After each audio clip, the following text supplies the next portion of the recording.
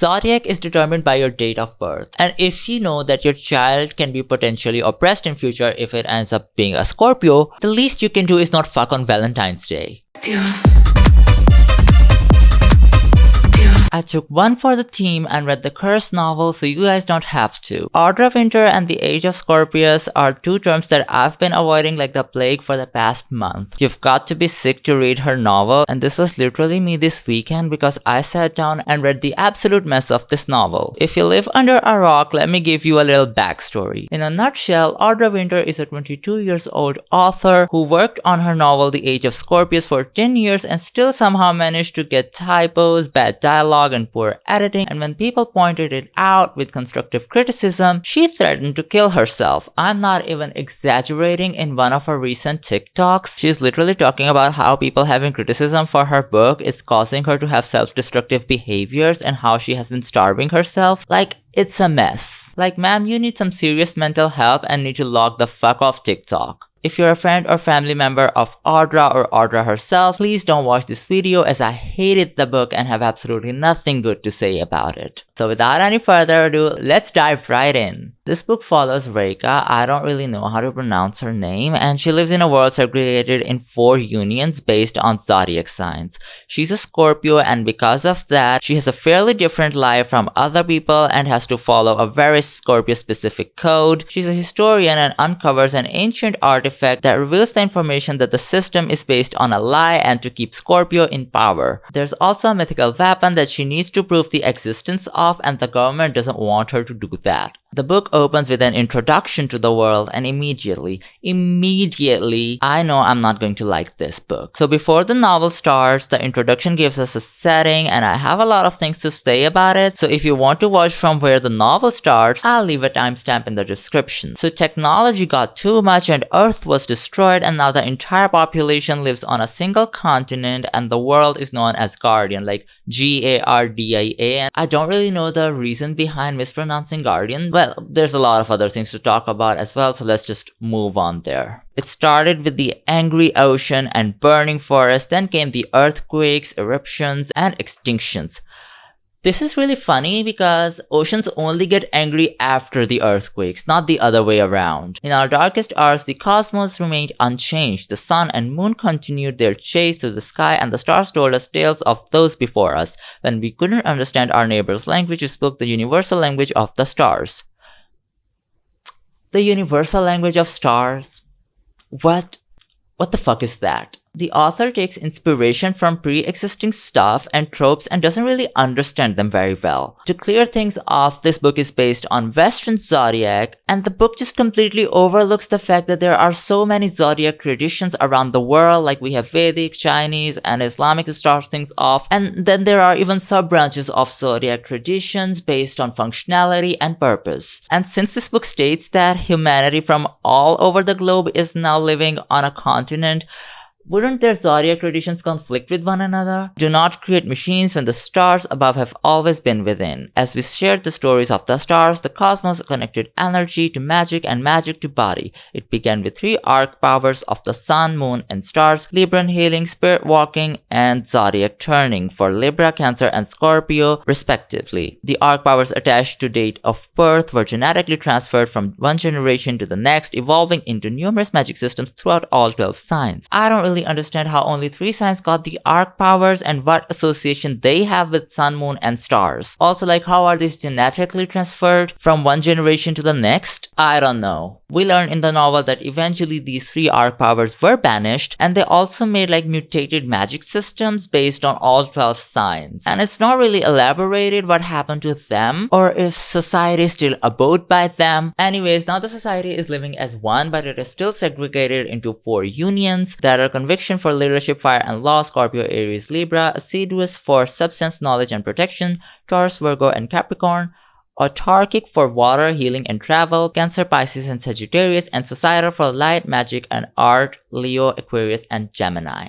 I'm just as confused as you, honestly. I am a little bit of an astrology girly, and I know a few things about this. In Western astrology, there are like two categories. It's either elemental categories like water, earth, air, and fire, and then there are modalities like cardinal, fixed, and mutable signs. And the system in this book goes by neither of those, and we only got like water and fire elements. Earth signs are paired together, so I can make do with them a little bit. But then Gemini and Aquarius are air signs, and they're paired with Leo, which is a fire sign. And water signs like Pisces and Cancer are paired with Sagittarius, which is also a fire sign. And Conviction has an air sign, a fire sign, and a water sign. It's a mess, and clearly Audra doesn't understand how Western astrology works, and she still just implemented this on her world in this book. Meanwhile, there are some random ass things also associated with the signs, like Scorpio has leadership, Capricorn has protection, and Pisces has travel. Like, what even is the criteria for this? Assiduous has knowledge, so does that mean that the rest of these unions are illiterate? And the entire societal union has light, magic, and art.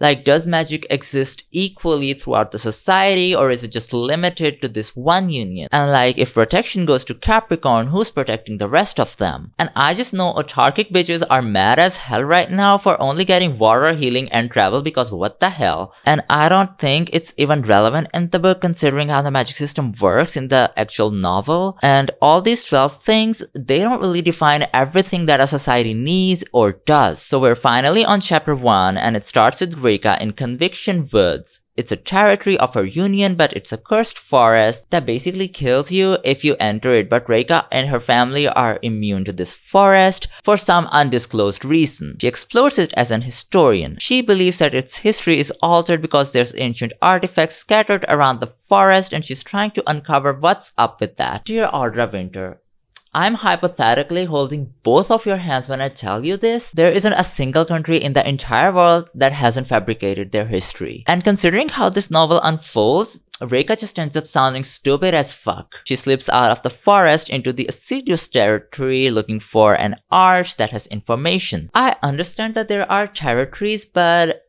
I don't understand why there are like borders, and why people from one union cannot go into the territory of another union. Because earlier in the introduction, it is stated that society lived as one. But clearly in chapter 1, they are operating as separate societies. Reka finds the arch. The arch's inscriptions must have been centuries old. I'd never in any of my studies seen a combination of union languages on an artifact. Mixing two union languages was almost unfathomable to modern day society. Besides our common tongue, Guardian prioritized the separation of the 4 unions: Conviction, Assiduous, Autarkic, Societal, in their own territories and societies. The introduction literally said that the stars had a universal language, and that's how the society was formed in the first place, but for some reason, there are union languages, and the separation of 4 unions is prioritized. This is like one of the many contradictions that we're gonna run into while going through this novel. We also learned that there was a war of rebalancing that happened between Conviction and Assiduous, so the introduction we read at the beginning of the book is just a bunch of BS at this point. Reka is attacked by 2 Assidians, and then she backs up into the forest. Now these guards are Taurus and Virgo, which means that their traits are sustenance and knowledge,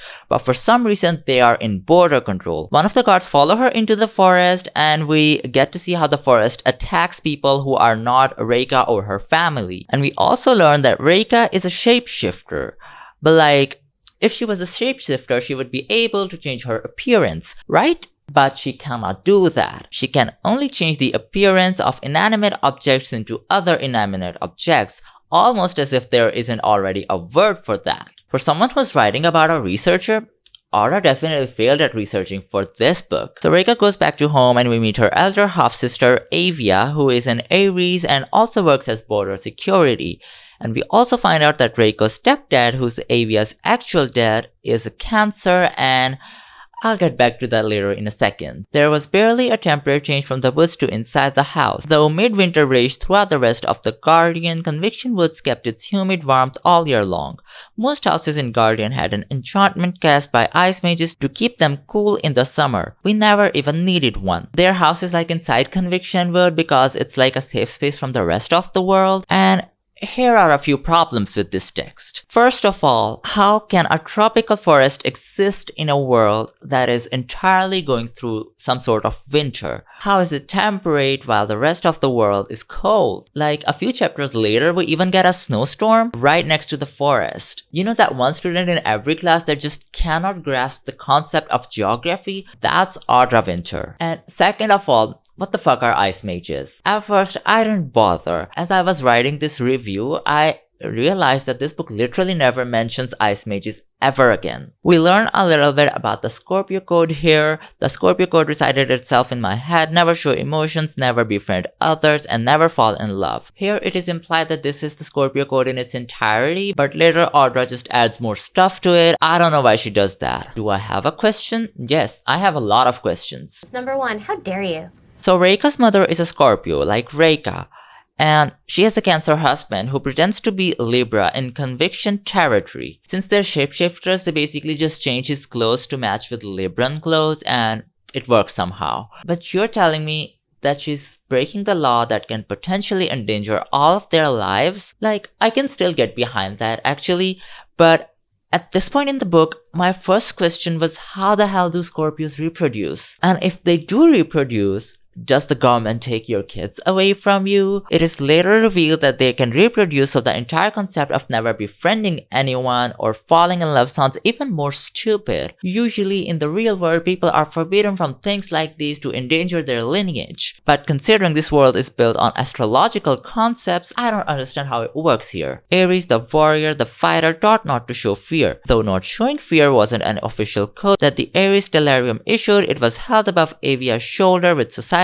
pressure. What I find exceptionally wrong with this text is that in this world, there is no societal pressure for any sign other than Scorpio. And we see two other Aries who are completely different people from Avia. Avia tells Reika that an Aries Arctura visit the border today, and this dude is Atlas Fulbright, who will show up later in the book. We'll get back to him. The only details were in the sections of conviction words, and even then there were many blank spots where my legs could not reach in a day or two. The other 3/4 of my map had the names of other territories written out: societal, assiduous, and autarkic. Soon I'd be able to detail the big mysterious splotches of untouched paper. Dad had left them blank when I was young, so I could expand the map as I grew older. So her dad gave her the map of conviction wood and left out splotches so she could fill them up as she grew older and explored the forest.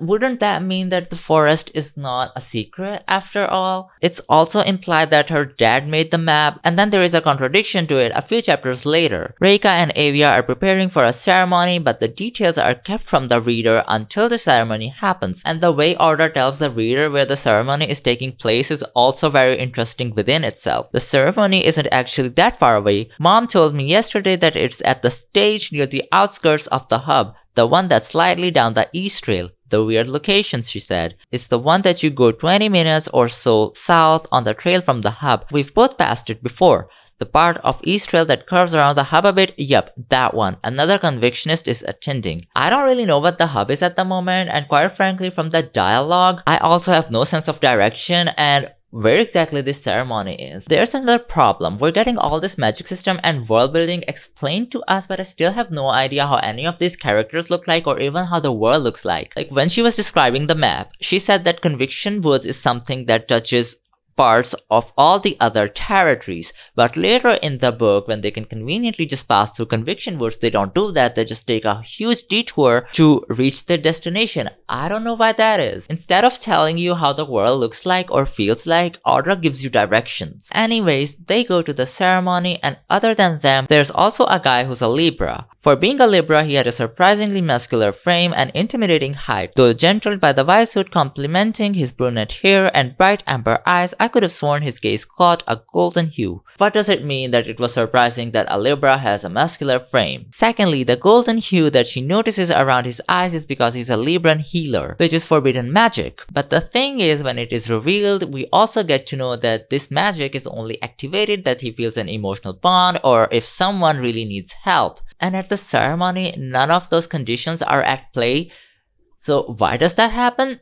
We don't know. It's just a poor attempt at foreshadowing, and lastly, there's this thing that when he sees Reika, he smiles at her. Scorpios are not supposed to show emotions, so to me, it just came across as him mocking her. But it wasn't intentional. That's not what the purpose of the scene was. It was just to, I don't know, show him as a friendly person. But like, wouldn't the population know how to behave around Scorpios, considering that they're so oppressed? Like, where is the class? It's like the book forgets its own rules, and it was just really bothersome. So we finally find out what the ceremony is. It's basically an initiation ceremony into the union, which again, I don't get it.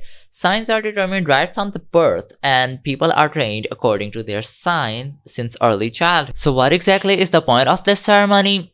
I don't know. We also get more info on mom and dad's relationship. Dad was not supposed to be anywhere near Conviction Woods. In fact, Dad living in Conviction territory as an Autarian was equally as dangerous as me breaking the code. Though he mostly used the house in the woods as his safe haven from the law, he traveled in between Autarian and Conviction territory to support us using his skills as a water mage with the Autarian Stellarium. Mom and Dad's relationship directly broke the union law, a law consistent across all unions to only marry within your union, said to keep the order within Guardian and maintain responsibility between the signs and their contribution to the functioning of the world. Earlier, it says that Scorpios are forbidden to have emotional attachment, but here it says that it would be okay for mom to marry dad if he was from Conviction and vice versa. And this is not what the author meant to write, it's just how it came across as. Later, she elaborates in a different chapter how Scorpios get laid, and it's weird as fuck. So during the ceremony, a government official asks their names, occupations, what kind of magic they possess, and where they live. You might be wondering, why doesn't the government know that already? I was wondering the same thing. On top of that, you can just lie your way around the ceremony, but Avia doesn't do that for some reason, which caused Reika to end up being homeless, because Scorpios cannot live with anyone who isn't a Scorpio. By this point, I'm seeing a huge problem. Reika's dad is a Cancer, but her mom shapeshifts his clothes to match Libra clothes so he can live in Conviction territory, and clearly they've never had trouble doing that. Assuming that other families are also doing that, I find it really hard to believe that the law is as strong as Reika is claiming it to be. During the ceremony, Reika's mom shows emotions in public, which also doesn't get them in trouble. Avia even calls her father dad, who isn't even supposed to be her father, and she does that in front of the Libra dude from the ceremony. And it was really frustrating to read because the values that the book set up earlier just completely fall flat by chapter 3. So this Libra dude is named Chase, and he is a messenger at Autarkic Conviction Exchange Center. Its purpose is to form a bridge between two territories so the people can communicate.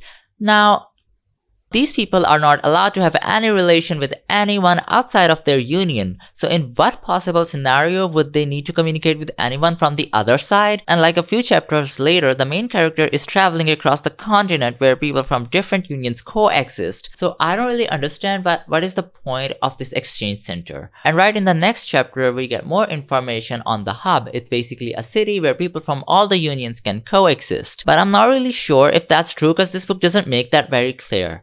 And secondly, since there are no vehicles to fly or drive people in and out, I don't know how it works. And again, what's the purpose of this exchange center if people can just, show up? So Chase and Reika develop some sort of friendship, which is again illegal on Reika's part because she's a Scorpio. It is also revealed that Conviction and Autarkic fought together in rebalancing war, and there's no explanation as to why they are still segregated. Reika ends up with a place to stay through Chase at the exchange center. Later, she meets Avia and they talk about Chase. She wrinkles her nose. Libra, he's not too bad. He didn't attack me, so that's a plus. I know, I just don't trust Libras. They're always so perfect. Suspiciously perfect. I just know that Audra has never been in close proximity of a Libra, because if your description of a Libra is suspiciously perfect, I've got news for you. The next day, a boy is captured by the Scorpio Stellarium, and he's followed by a Gemini who wasn't supposed to be with the Scorpio.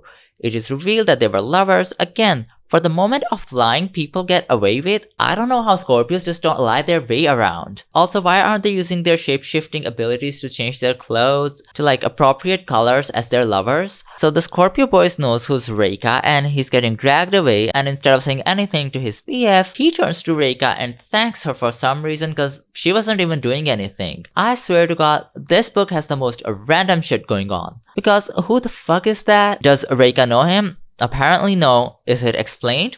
also no. And like, we have no idea why he said thanks to her, even though she didn't do anything. However, this lays the groundwork that Reika has suffered through memory loss. The next day, Reika wakes up thinking about that boy knowing her name. The entire thing with the Scorpio stellarium is very confusing because I don't know if Scorpio are like the highest people in the government or if they're like an oppressed group of people. I distracted myself by observing a post in front of a stellarium building. The board listed all 12 signs in order of power: Scorpio, Aries, Libra, Cancer, Gemini, Aquarius, Pisces, Virgo, Taurus, Leo, Capricorn, then Sagittarius. Scorpio and Aries had resigned their Arcturus status over Guardian for as long as I had lived. There was this one stellarium woman at the ceremony and she's low-key stalking Reika, and it makes her a bit self-conscious. This book says at this point that Scorpios are allowed to talk to other signs but cannot make friendship, which is again weird, and it's really unclear how these rules are really defined. And right here, even the book becomes a little bit self-aware of its own stupidity. I was allowed to meet and talk to other signs, just not befriend them, whatever the hell that was supposed to mean. The code was vague enough so the Scorpio stellarium could manipulate it to their will. I get that it's supposed to be that, oh, it's just a flawed system,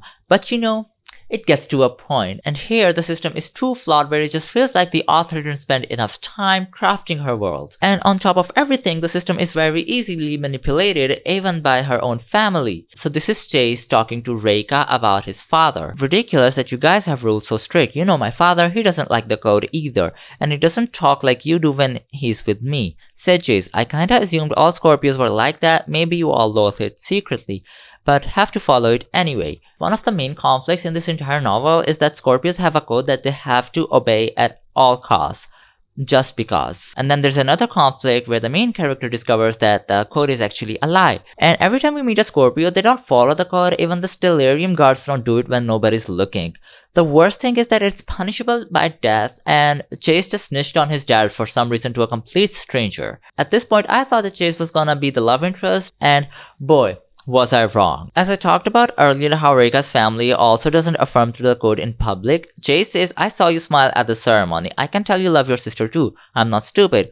You've given me more than enough context clues. She's not cautious at all. Why is she giving out context clues again? And what this stupid hoe does is tell Chase that she doesn't believe in the code. Ma'am, why would you do that? The code enforces Scorpio place to power. It's a holy law initially enacted during the War of the Rebalancing to obey the will of the gods. If that reason remains true today, I do not see it observed. I stepped over a fallen pine. Are you educated on the noble history of Scorpio code? Something to do with war, holy instruction, and obeying the code. That is correct. As a historian, it is my duty to report a truthful history of Guardian. I have tirelessly studied dozens of scrolls and texts regarding our great Scorpio history, and as of recently, I have begun to doubt the legitimacy of the code's establishment. And for some reason, this is supposed to build their trust, but all I'm getting is stupid bitch energy. What Reika does next is take him to the Arch, and I don't know why, but the border patrols are not around, and they will not be for at least the first 20 chapters. So the Arch has like 2 ancient languages, and Chase is able to read one of those languages and tells Reika that he doesn't really know why. It is later revealed that he can read it because it's a Libran healing thing. Just because. I swear to God that this book wants to do so many things and doesn't really want to do the work to make those things sound remotely believable. Like, I totally get what people mean when they say that this just feels like a first draft. Most of the things in this novel are explained as a just because. And remember how Reika basically spilled her entire secret to him a while ago, and he still kept him being a Libran healer from her. This is like a laughably bad character. Okay, so Chase reads the text on the Arch and it activates some sort of magic in the Arch, and then Reika reveals to him that they're in forbidden territory. Like, what kind of border security do these people have? You're telling me that these people don't even have proper borders and they have strict laws that the government expect the people to follow? Like, I'm surprised that this government has stayed in power for so long where people can do whatever the fuck they want right under their noses. Anyways, they go back and Chase tells her that he saw this type of writing on 6th floor of the exchange center, and it's only yesterday that he went to the 6th floor for the first time. This was one of those earliest signs for me where I realized that this book was not going to have a single redeeming quality. Conviction Woods hadn't lost its magic, and neither had the arches attached to its ancient ties. I get that the government can't just obliterate an entire forest, but like, why are they keeping these arches around when it goes against the very values of their system? Hardly anyone ever gets in trouble, and every time someone gets in trouble with the government, it's when they weren't clever enough to work their way around it. Chase gets his friend Robin at the center to give him the key to the 6th floor, and they go there, and then they are attacked by Scorpio Stellarium. They fight a little, and then Reiko ends up opening a portal in the wall. Pressed against my skin, the rune now throbbed with a pale red light. It emanated a low, gentle chime vibrating against me. Spewing out from the magic was a fragrance that made anything I'd ever smelled before pale in comparison. It was somewhat of a mix between the strongest smelling pine I'd ever found in Conviction Wood, acrid fresh blood, barely sulfuric, with notes of a strangely sweet and unrecognizable floral. I leaned away from it, it paused its humming, the smell gentle. We need to start asking what sort of magic this is and what other flavors are available, because if my hungry ass was in her place, I would have started chewing on that shit. The portal opens up into some sort of a library that seems to contain Scorpio archives, and the Stellarium are unable to enter or see it, and what's really funny here is that the moment Reika and Chase are out of sight, these cards drop the code. Like, if no one takes it seriously, how has it survived for so long? So while they were fighting, Reika got hit by a knife, and Chase reveals that he's a Libran healer, and yes, he basically has 2 powers. You know what I'd appreciate? A thank you. Not an I thank you, a thank you Chase for saving my life. I didn't have to defend you out there, I could have left you to die his path. Also, your formal speech is bullshit and I cannot stand another minute of it. It stops now, Reika. 1. Not following the code is literally a death sentence. And 2, Reika has not been following the code since like the moment she met him. Like, what the fuck is he even on about? They go through the Scorpio archives in the room and they find some text that says that their religion is basically a bunch of bullshit just so a guy named Blaine, whoever the fuck that is, could get around becoming immortal. And then the guy who wrote the text is called Silas Merrick, who is the son of the dude who got punished by gods with immortality. I don't even know what the fuck I'm talking about at this point. They get another note that is addressed to them and just says you're welcome, and they both realize that someone set this all up for them. Reika and him going to the arch and then going to the 6th floor and all of this, it was a setup. Oh my god. This is so stupid. Like, where do I even begin? This is another example of things happening just because. For some reason, they stay at the center for the night, and this one thing just pissed me off so much. Like, you were caught breaking the law, and the Scorpio Stellarium are probably looking for you as of right now, and you decide to stay at the scene of crime? They're staying in Robin's room, who's the guy who got them to the 6th floor earlier. The thing with Robin is so funny. Like, every time Chase needs something, he just goes and asks Robin, and Robin basically provides it. And basically that is all there is to his character. Reika says to Robin, if anyone without the intention to immediately murder us asks, we're sleeping together with no attachments because that's more legal than being his friend. I'm not breaking the Scorpio code and you didn't just hear me laugh. Scorpio relationships are so weird. Like, I don't know what went in this author's head when she created this system. You can fuck whoever you want, but you just can't form relationships. I sound so stupid saying these words out, and this just sounds like a cheater's heaven, honestly. There's just simply no other explanation to it. Reika ends up dreaming about Conviction Woods and her father is there. There's this thing in this world where you can manipulate somebody's dreams, but only a dream seeker can do that. Which Chase is, by the way.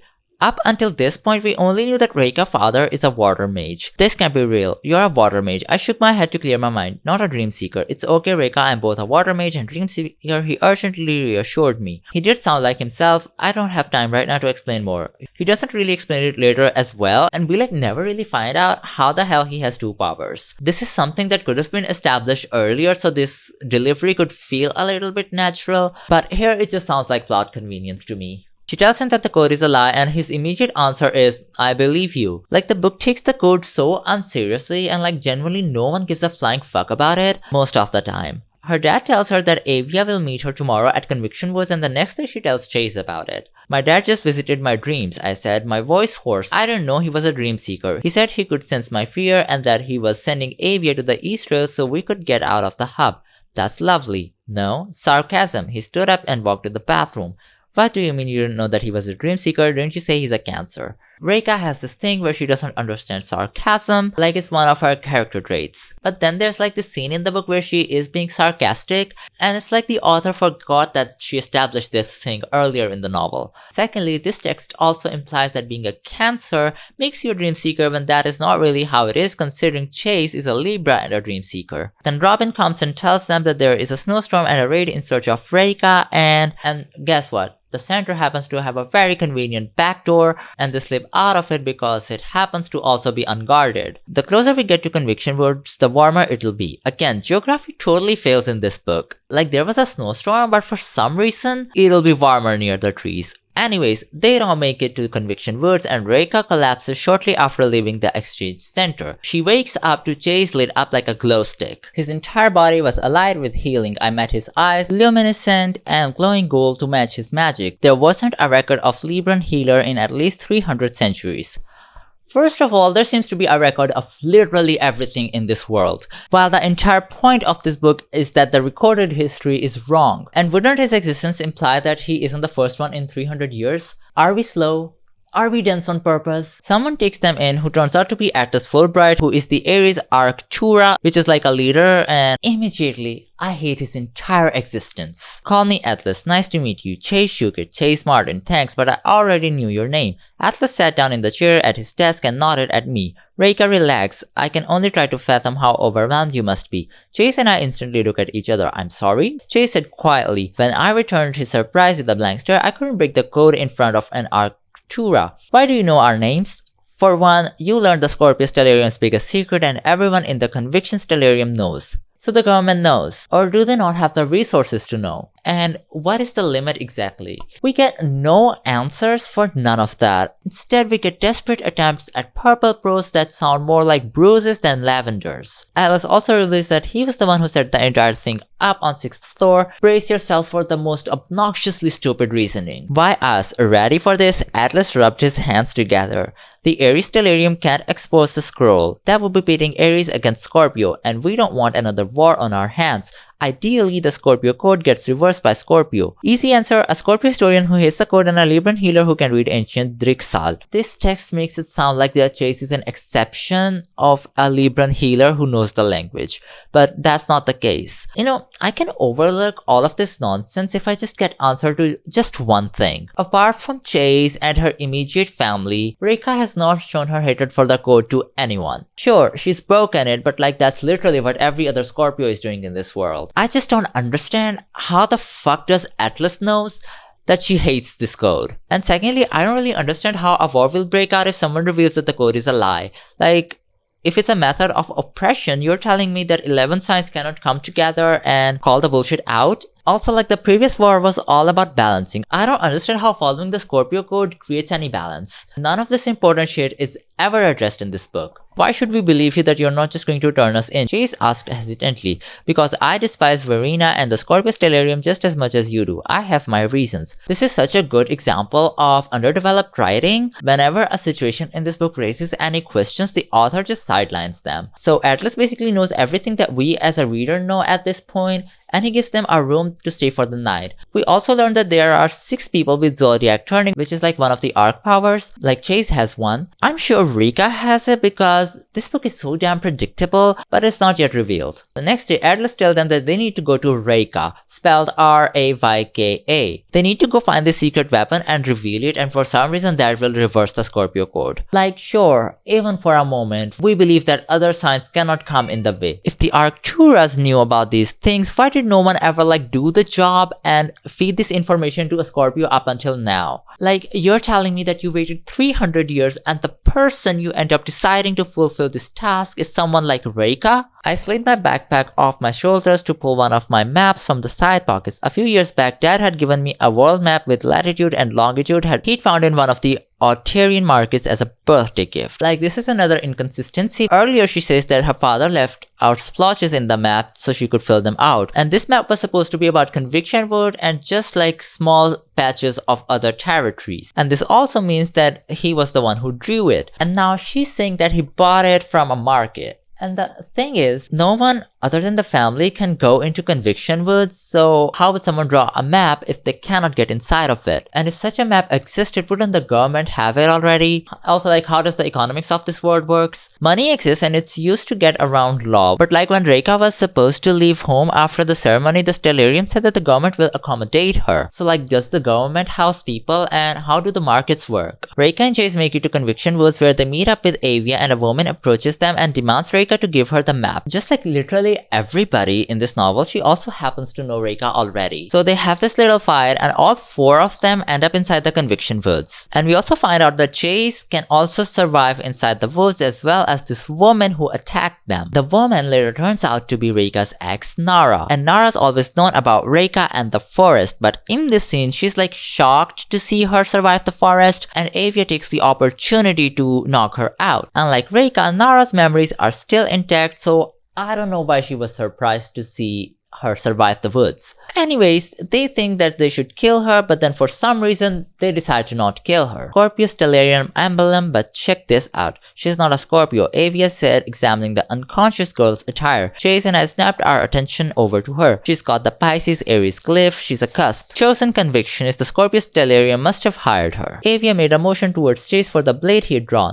Give it to me, I'll take care of this. Absolutely not. Chase took a step back. I'm not going to help you killing her. If she's Pisces Aries, she's being taken advantage of by the Scorpio Stellarium. She might try to kill us again. Avia continued, and if she's one of their assassins, she made the choice to make money from Scorpio. Like, the concept of money is so weird in this book. It's always shown as something of an extra commodity that can be taken advantage of, but it isn't strictly necessary to survive this world. Like, I don't even think Reika's mom and dad even have jobs. And all the jobs that people have in this world are related to the government, so it's really confusing. Instead of killing Nara, Chase helps her with the wounds because the most appropriate action to do after knocking out an assassin who's out to hunt you is to provide them with some comfort. They leave her unconscious in the woods and go to Chase's dad's home, which is also in Conviction Woods. His muscles were starting to make sense as he periodically moved heavily rotting trunks or bent branches to allow us through the backcountry. The concept of forming this entire sentence, the concept of trying to make sense of a man's muscles, the concept of someone moving periodically on a very unpleasant ground. Audra, honey, blink twice if you need help. I kept my emotions still even after Chase insisted that his father rarely obeyed the Scorpio code in the woods. Huh? Do I even need to comment on how stupid this sounds? Reika, the girl who doesn't obey the Scorpio code, obeying it in front of somebody who also doesn't obey the code? What? Finding the Calexis would change history and reverse the code. Of course the Aries Arctura got involved. His dad leaned back with a deep sigh. Why wouldn't the Aries Arctura get involved? I narrowed my eyes. I couldn't understand what he was trying to say. Sarcasm, Reika, Avia said when she caught the confused look on my face. He's saying it's absurd that the Aries Arctura got involved. I just love how 1, this sarcasm doesn't even make any sense, and 2, Reika's neurodivergence is just limited to her not being able to understand sarcasm. There was a little bit of a mystery as to who this assassin was and how she knew Reika beforehand, and it's quickly revealed in the next chapters. Reika has a dream from her childhood and she breaks the code, and then she gets punished by her teacher and they literally whip her. And then another 13-year-old girl jumps in to stop them and they seem to stop for some reason. I request you to inform me of your identity, the man with the whip said. Leave her alone. The girl responded with a snarl. Her hands lit up with light blue magic. You better back your ass up right now. No. The electric light flickered from hand to hand as she held her defiant stare. The teacher with the whip took another steady step backwards to avoid her magic.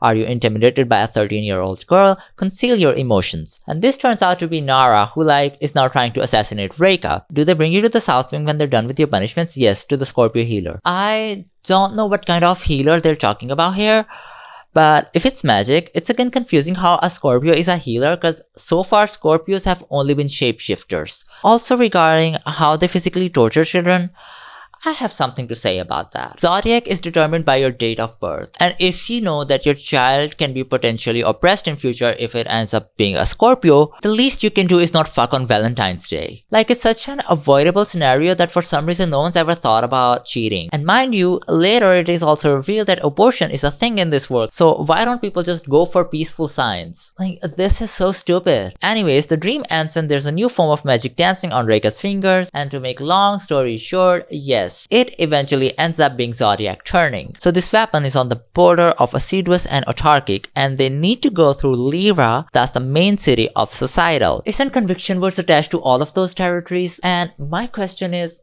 how? In the following weeks, we traveled by foot around the hub, careful to avoid border patrols. On the neutral road meant for foot and horse traffic, the trading route to Lyra moved through the middle of societal's expansive territory. Oh my god. Which one is it? Like, if there's a road where people can just walk across, why is there border security? What is the point of having territories if people can just walk from one to another? Autarkic aided conviction during the war. It wouldn't be wrong to assume that societal helped Siruas, and autarkic has somewhat of a diplomatic relationship with conviction, and the weapon is also an autarkic border. I have no idea why we are going to Lyra that is like in societal. Avia paused in front of an Aquarian man waving at him. Sir, where's the best place to eat around here? The Aquarius gave her a friendly grin. Just follow the red path to... He immediately stopped talking as he caught sight of me. He scowled, mouthed something foul at me in Tayak, societal's language, and hurried off. Avia yelled Adrik sulkers back at him. Is there any reason why Reka hasn't put up a disguise to hide herself? Like, her government is literally out to hunt her. What happens in Lyra later is entirely her fault, and what infuriates me is that we already have a solution for this. Her dad had been doing this for like years and years, and for some reason they are in foreign territories as their actual selves.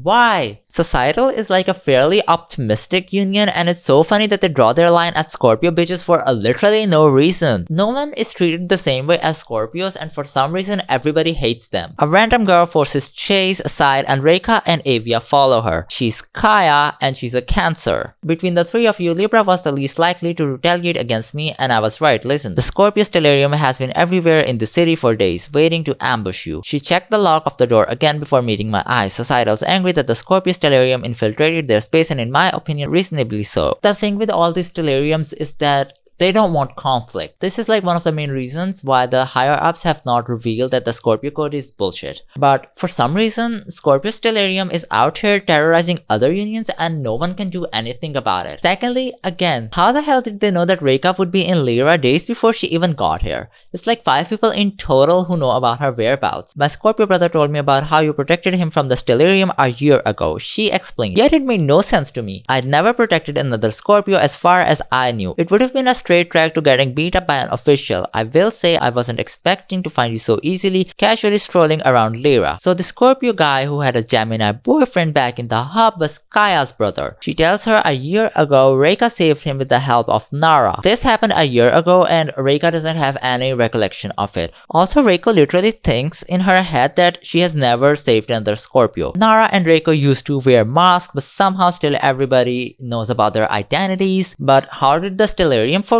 No idea. Also, this entire thing just exists to progress the story forward, so killing your gaze in the good 2025? Like seriously? Kaya, this new girl, her mother is a Libra leader. My mother, Kaya, continued raising her chin, is Rhea Moku, the Libra leader. I didn't think she'd tell me where Reka was. It would be a breach of confidentiality if she even knew of Reka's existence. She upholds the law, and if she's found breaking it, she's kicked out of the stellarium. Not only did she immediately tell me you were traveling around Lyra, but that you knew something about the code, something that was taking you north. Considering all of the leaders are behind Reiko, I don't get why they have to do this so mysteriously.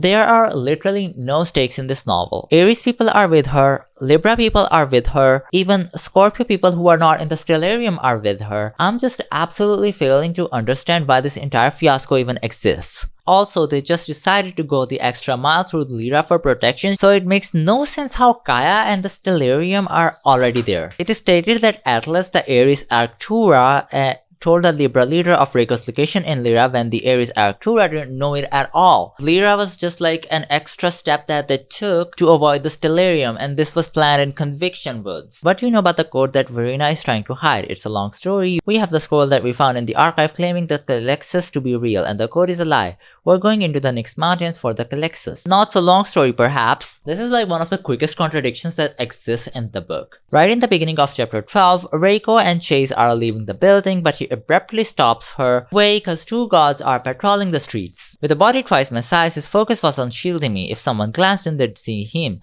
and not me. It was an act of instinctual protection, but I don't like it, not from a man. I pushed his arm away and backed up, and then he apologizes and she says, "It's fine, you saved us from a potentially deadly encounter. I get it. I don't want you to interpret it in the wrong way." The guilt remained written all over his face. "I'm sorry, I have to make this clear. I don't have feelings for you, but genuinely appreciate you as a friend. I feel the same way. I figured that was assumed." I pressed out slowly. "I didn't think you were into me. I never got that impression, yeah, but I just wanted to speak it out loud. His tense shoulder eased as he relaxed. I don't want you or anyone else to interpret our intentions in the wrong way. Trust me when I say this, Chase, it's mutual. Like, I know that Chase and Reiko don't really have a relationship in this book, but for some reason, they're feeling the need to address this non-existent elephant in the room. And Reika doesn't even like guys. I'm wondering if it's one of those contradictions where the author hadn't yet decided if Reika was going to be queer or not. So they're staying at an inn that Kaya pays for. I still don't know how the money works in this world. Why is there an inn when people are bound to their territories? And there was literally an exchange center where people stay if they need to meet someone. It makes zero sense for the world to have an inn. Kaya's brother was a dream walker, which confirms that powers are not provided by science and it just happens at a random. So I'm wondering, how does this power system that was established earlier in the book works? Reika, you are smart. I hope you know that with everything you figured out so far with reversing the code. We've been repeatedly told at this point that nobody really believes in the code and that it's a lie. If the plot has suggested anything, it's that Reika is not smart. It's just that the government set it all up for her. Everyone literally already knows that the code is a lie. Kaya shakes her hands with Chase and Reika notices something. In their handshake, I caught something that no one else did. A split-second flare of gold dribbled over Chase's hands and a blue over Kaya's, dim enough for only to be seen if someone was paying close attention. Neither of them noticed as they maintained eye contact while their hands pulled apart. The thing with these arc powers is that they all happen in the same manner. We've seen it already so many times that the mystery just looks bad and repetitive at this point. The third arc power belongs to Cancer and Kaya is a Cancer, so at this point it's really just 2 plus 2. I swear to God, the new girl is the most beautiful person I've ever seen in my life. You agree? Yes or no? She's really pretty, but I don't know about the most beautiful. Sounds like a personal bias of yours. I said as an automatic response, rolling my shoulders. I paused when I caught onto what he'd said. Why are you asking me?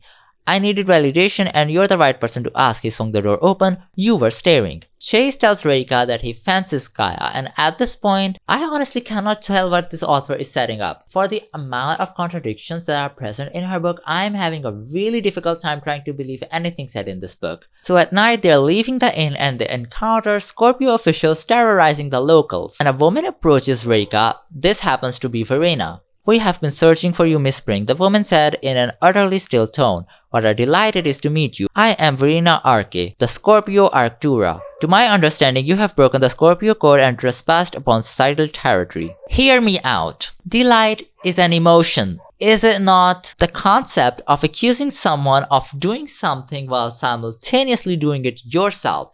Secondly, Reika's response contradicts this statement again. Lyra is considered union-neutral ground, I said, raising my chin. It is my moral and rightful duty to seek fruitful knowledge of Scorpio's history. I regret to inform you that your occupation fails to place you above the law. There is no founded excuse to negate breaking the Scorpio code. On top of everything, she doesn't even have any proof that Reika has broken the code. What she doesn't accuse her of is what she did back in the center. And considering they also have access to the library, they'd know what the fuck was up. And by now, Scorpio government should be aware that other governments are jumping in. So they have a little argument and Reika tells them that the code is a lie, which I don't think even matters at this point because, quite frankly, no one cares. The scroll confirms the Scorpio code was created in the War of the Rebalancing to manipulate and control Scorpio. The Scorpio Stellarium is aware of this and continuously ignores it to keep Scorpio in power. I don't know how oppressing Scorpios is also keeping them in power. Oh my god. I have been muzzled before, screams muffled by sandpaper stuffed into my mouth and raked over my wet eyes. I bled sorrow and fury infused into my veins from sentences I hadn't said. Words had been jammed into my jaw. Shut your mouth, stop complaining, you coward. Show no emotions, feel no love, silence your anger. I was a force of fury and fire, I was everything they feared. The magic flared to life, an unfamiliar and repressed lost spark of fury. An ancient anger built itself inside of me as if a funnel cloud was forming in the depths of my core. The imagery of lightning flared in my head and a burst of rays struck. My veins were bright and shining, rippling through my entire body. I held one of my palms up, twisting it around. An instinct engulfed my control, erasing any fear I had had in the face of the system threatening my life. What even is this prose? It is confirmed that Reiko also has one of these banished powers. Zodiac turning is like being the avatar. But all we really get to see is basically punching people. And that's like all there is to it. They run away, Verena catches up on them, and then Kaya pushes everybody off the cliff. I don't understand how there are so many arc power people now. Atlas said that there are 6 Zodiac turners, and like within our main cast, which is formed at random, there's 3 of them. And from the looks of it, Nara will also join them eventually, and she's also a turner. This just proves that these people have been around for quite some time, and for some reason they immediately know what these powers are and what they look like. You're a Zodiac turner? Kaya asked. Not to my knowledge, I said. It's definitely to your knowledge now. Chase added. There is absolutely nothing else that could have been. I can't even come up with a different name to call the magic I just saw you perform. Just because we don't know what it is, it must be Zodiac turning. The thing with this book is that things are always revealed by dialogue and assumptions, and it's so repetitive and boring to get through. Avia and Kaya were far enough to not hear it if I took a quiet jab, so I leaned closer to him. Maybe I'd call it dream seeking. So this lady, who wasn't capable of understanding sarcasm a few chapters ago, is now making sarcastic jokes. Okay, sure, whatever. Considering there are 3 arc powers, I don't understand how Scorpios are subjugated to oppression. They also base it like these magical powers are hereditary when it was established that they come from zodiac signs and differ from person to person. So they try to assume what power Reika has, and I mean, you do have a missing biological father. Maybe this is related to that. Just to be clear, mom's never mentioned anything about your dad. Even just to you? No, she wouldn't talk to me for days every time I asked, but that's probably the closest hint to figuring out why my zodiac turning came from, because we know it's not mom. Atlas did say that there were 6 known zodiac turners. He said 6 at least, Jace added. He was talking like there were more than we knew about. Oh, you're right, Avia said. We'd explained to Avia everything Atlas had told us. You're saying that a zodiac turner could have assaulted mom? Like, this is an insane theory, but it's probably how it is because this is exactly how the author reveals information to the reader. Most of the story is based on assumptions that happen to be 100% correct later on in the novel. Chase threw out his arm to stop me from walking forward. He looked up at a taller sailboat, narrowing his eyes. Whatever he was seeing was far out of my line of vision. The shadows on the dock shifted in the setting sun as a figure of a young woman stood up wearing all-black Scorpio stellarium uniform that contrasted with the soft brown color palette of the harbor. I'm starting to wonder if Reika is blind, and like this is the second time Chase has stopped her from walking into danger. So Nara pulls up on a Noah's Ark and jumps them. They have a little fight and she uses her powers again. There are quite frankly no stakes in this power. Their assumption that it roots from anger is proven wrong. Even at the ceremony, Reika wasn't angry, so how does this work? This is the second time we see the magic happening, and all explanation we get is she just feels it in her veins. And then it's like a super punch that throws people across the way. And then she passes out. The funniest thing is that there's literature surrounding it, and Reika has been studying it her entire life. And Nara almost kills Reika, but then for some reason she doesn't, and she just pulled off this Noah's Ark to tell Reika that she's not actually going to kill her. It is also confusing at this point, and I'm sure Audra is pretty confused too when she wrote this, cause like, bitch, what the fuck is going on with this world and these people? You're definitely a Zodiac turner, that's for sure. Avia interjected, then paused. At least your assassin's hot. I didn't get the chance to say that the first time we saw her. Your sister nearly got murdered, and your first thought is how hot the assassin is. And with the whole Zodiac turning thing, it gets worse. But you did blast her with a wheel into a river. That was pretty cool, Chase said as he kneeled next to me. I couldn't read this with a straight face. I don't know how Audra wrote this with a straight face and charged people $30 for it. The most amazing magic out there is a zodiac wheel that punches people. And the concept of finding is cool when you're literally the person who has insane healing abilities. You think she's a zodiac turner? Avia asked. It looked more like weather magic to me. I don't know what the fuck is weather magic, by the way. It's never established in this book. That electricity was way too powerful to just be weather magic. Audra, honey, did you forget that part where we established that there is no technology in this world? Like, it gets to a point. I think what she meant to write here was lightning, but she doesn't know the difference between lightning and electricity. What if I accidentally changed one of your signs? I had no control over what I did to her. Zodiac turning is never formally introduced in this book, and like at this point I'm finding out that it means changing someone's zodiac sign, not just the zodiac wheel. And I'm sitting here like, bitch, what the fuck? How are you gonna change somebody else's zodiac sign? If that's a thing, wouldn't that tarnish the entire point of this book? And mind you, arc powers are like ancient powers, so like they're supposed to be the powers that directly come from the stars. Like this was a very shameless copy-paste of energy bending from Avatar: The Last Airbender. Another thing that bothers me is the term "okay doctor" that I've come across twice in the first 20 chapters. As much as I'm aware, doctors don't exist in this world, and it really pushed me out of the story. Not that there was enough to keep me engaged anyways. You look concerned. She's been laying there questioning herself because of a pretty girl. Avia said, "Excuse me?" I sat up. I said what I said. Am I wrong?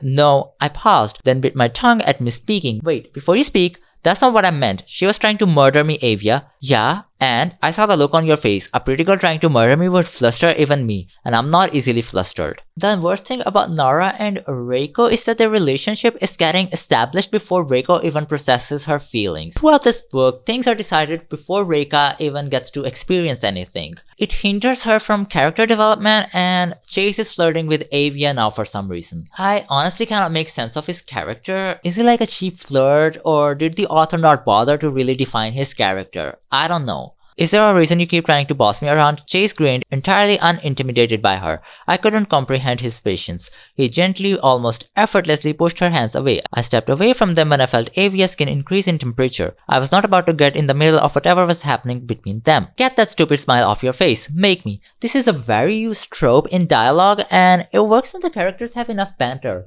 But like with Avia and Chase, literally they have no build-up, and up until now, Avia has been hating on Libra, so let's wake it up. Reiko dreams of her memory where a Scorpio stellarium is chasing her with two spirit sound. This is an entirely new power that didn't exist up until now, and it sounds strong enough to be considered too powerful, but we just don't go there. She's with Nara in this memory, and they're like flirting and all that, and there is a problem here. It's not just Reiko who doesn't remember Nara, it's Avia as well. Like, wouldn't they have run into each other at some point in the past? She also has no recollection of Reiko doing all these adventures with Nara inside the hub. So Nara and Reiko run into Conviction Woods, and the official chasing them inspects the nearby cabin as his hound sniffed that way, and here we see Kyle's little brother with his Gemini boyfriend. They have a fight with the guard, and Nara is finally confirmed to be a Zodiac turner. Like, I find it so funny that so much of what Reiko finds out throughout this book is through dreams.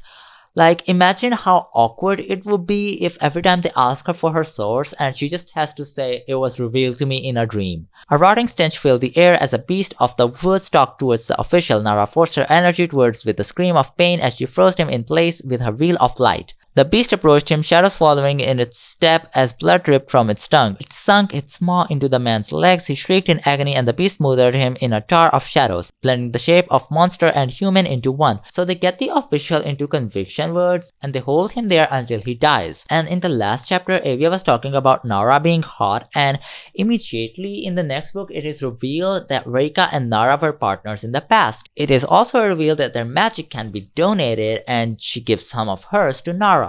"I just killed someone, Kira. You had no choice. You did the right thing, I promise, Nara."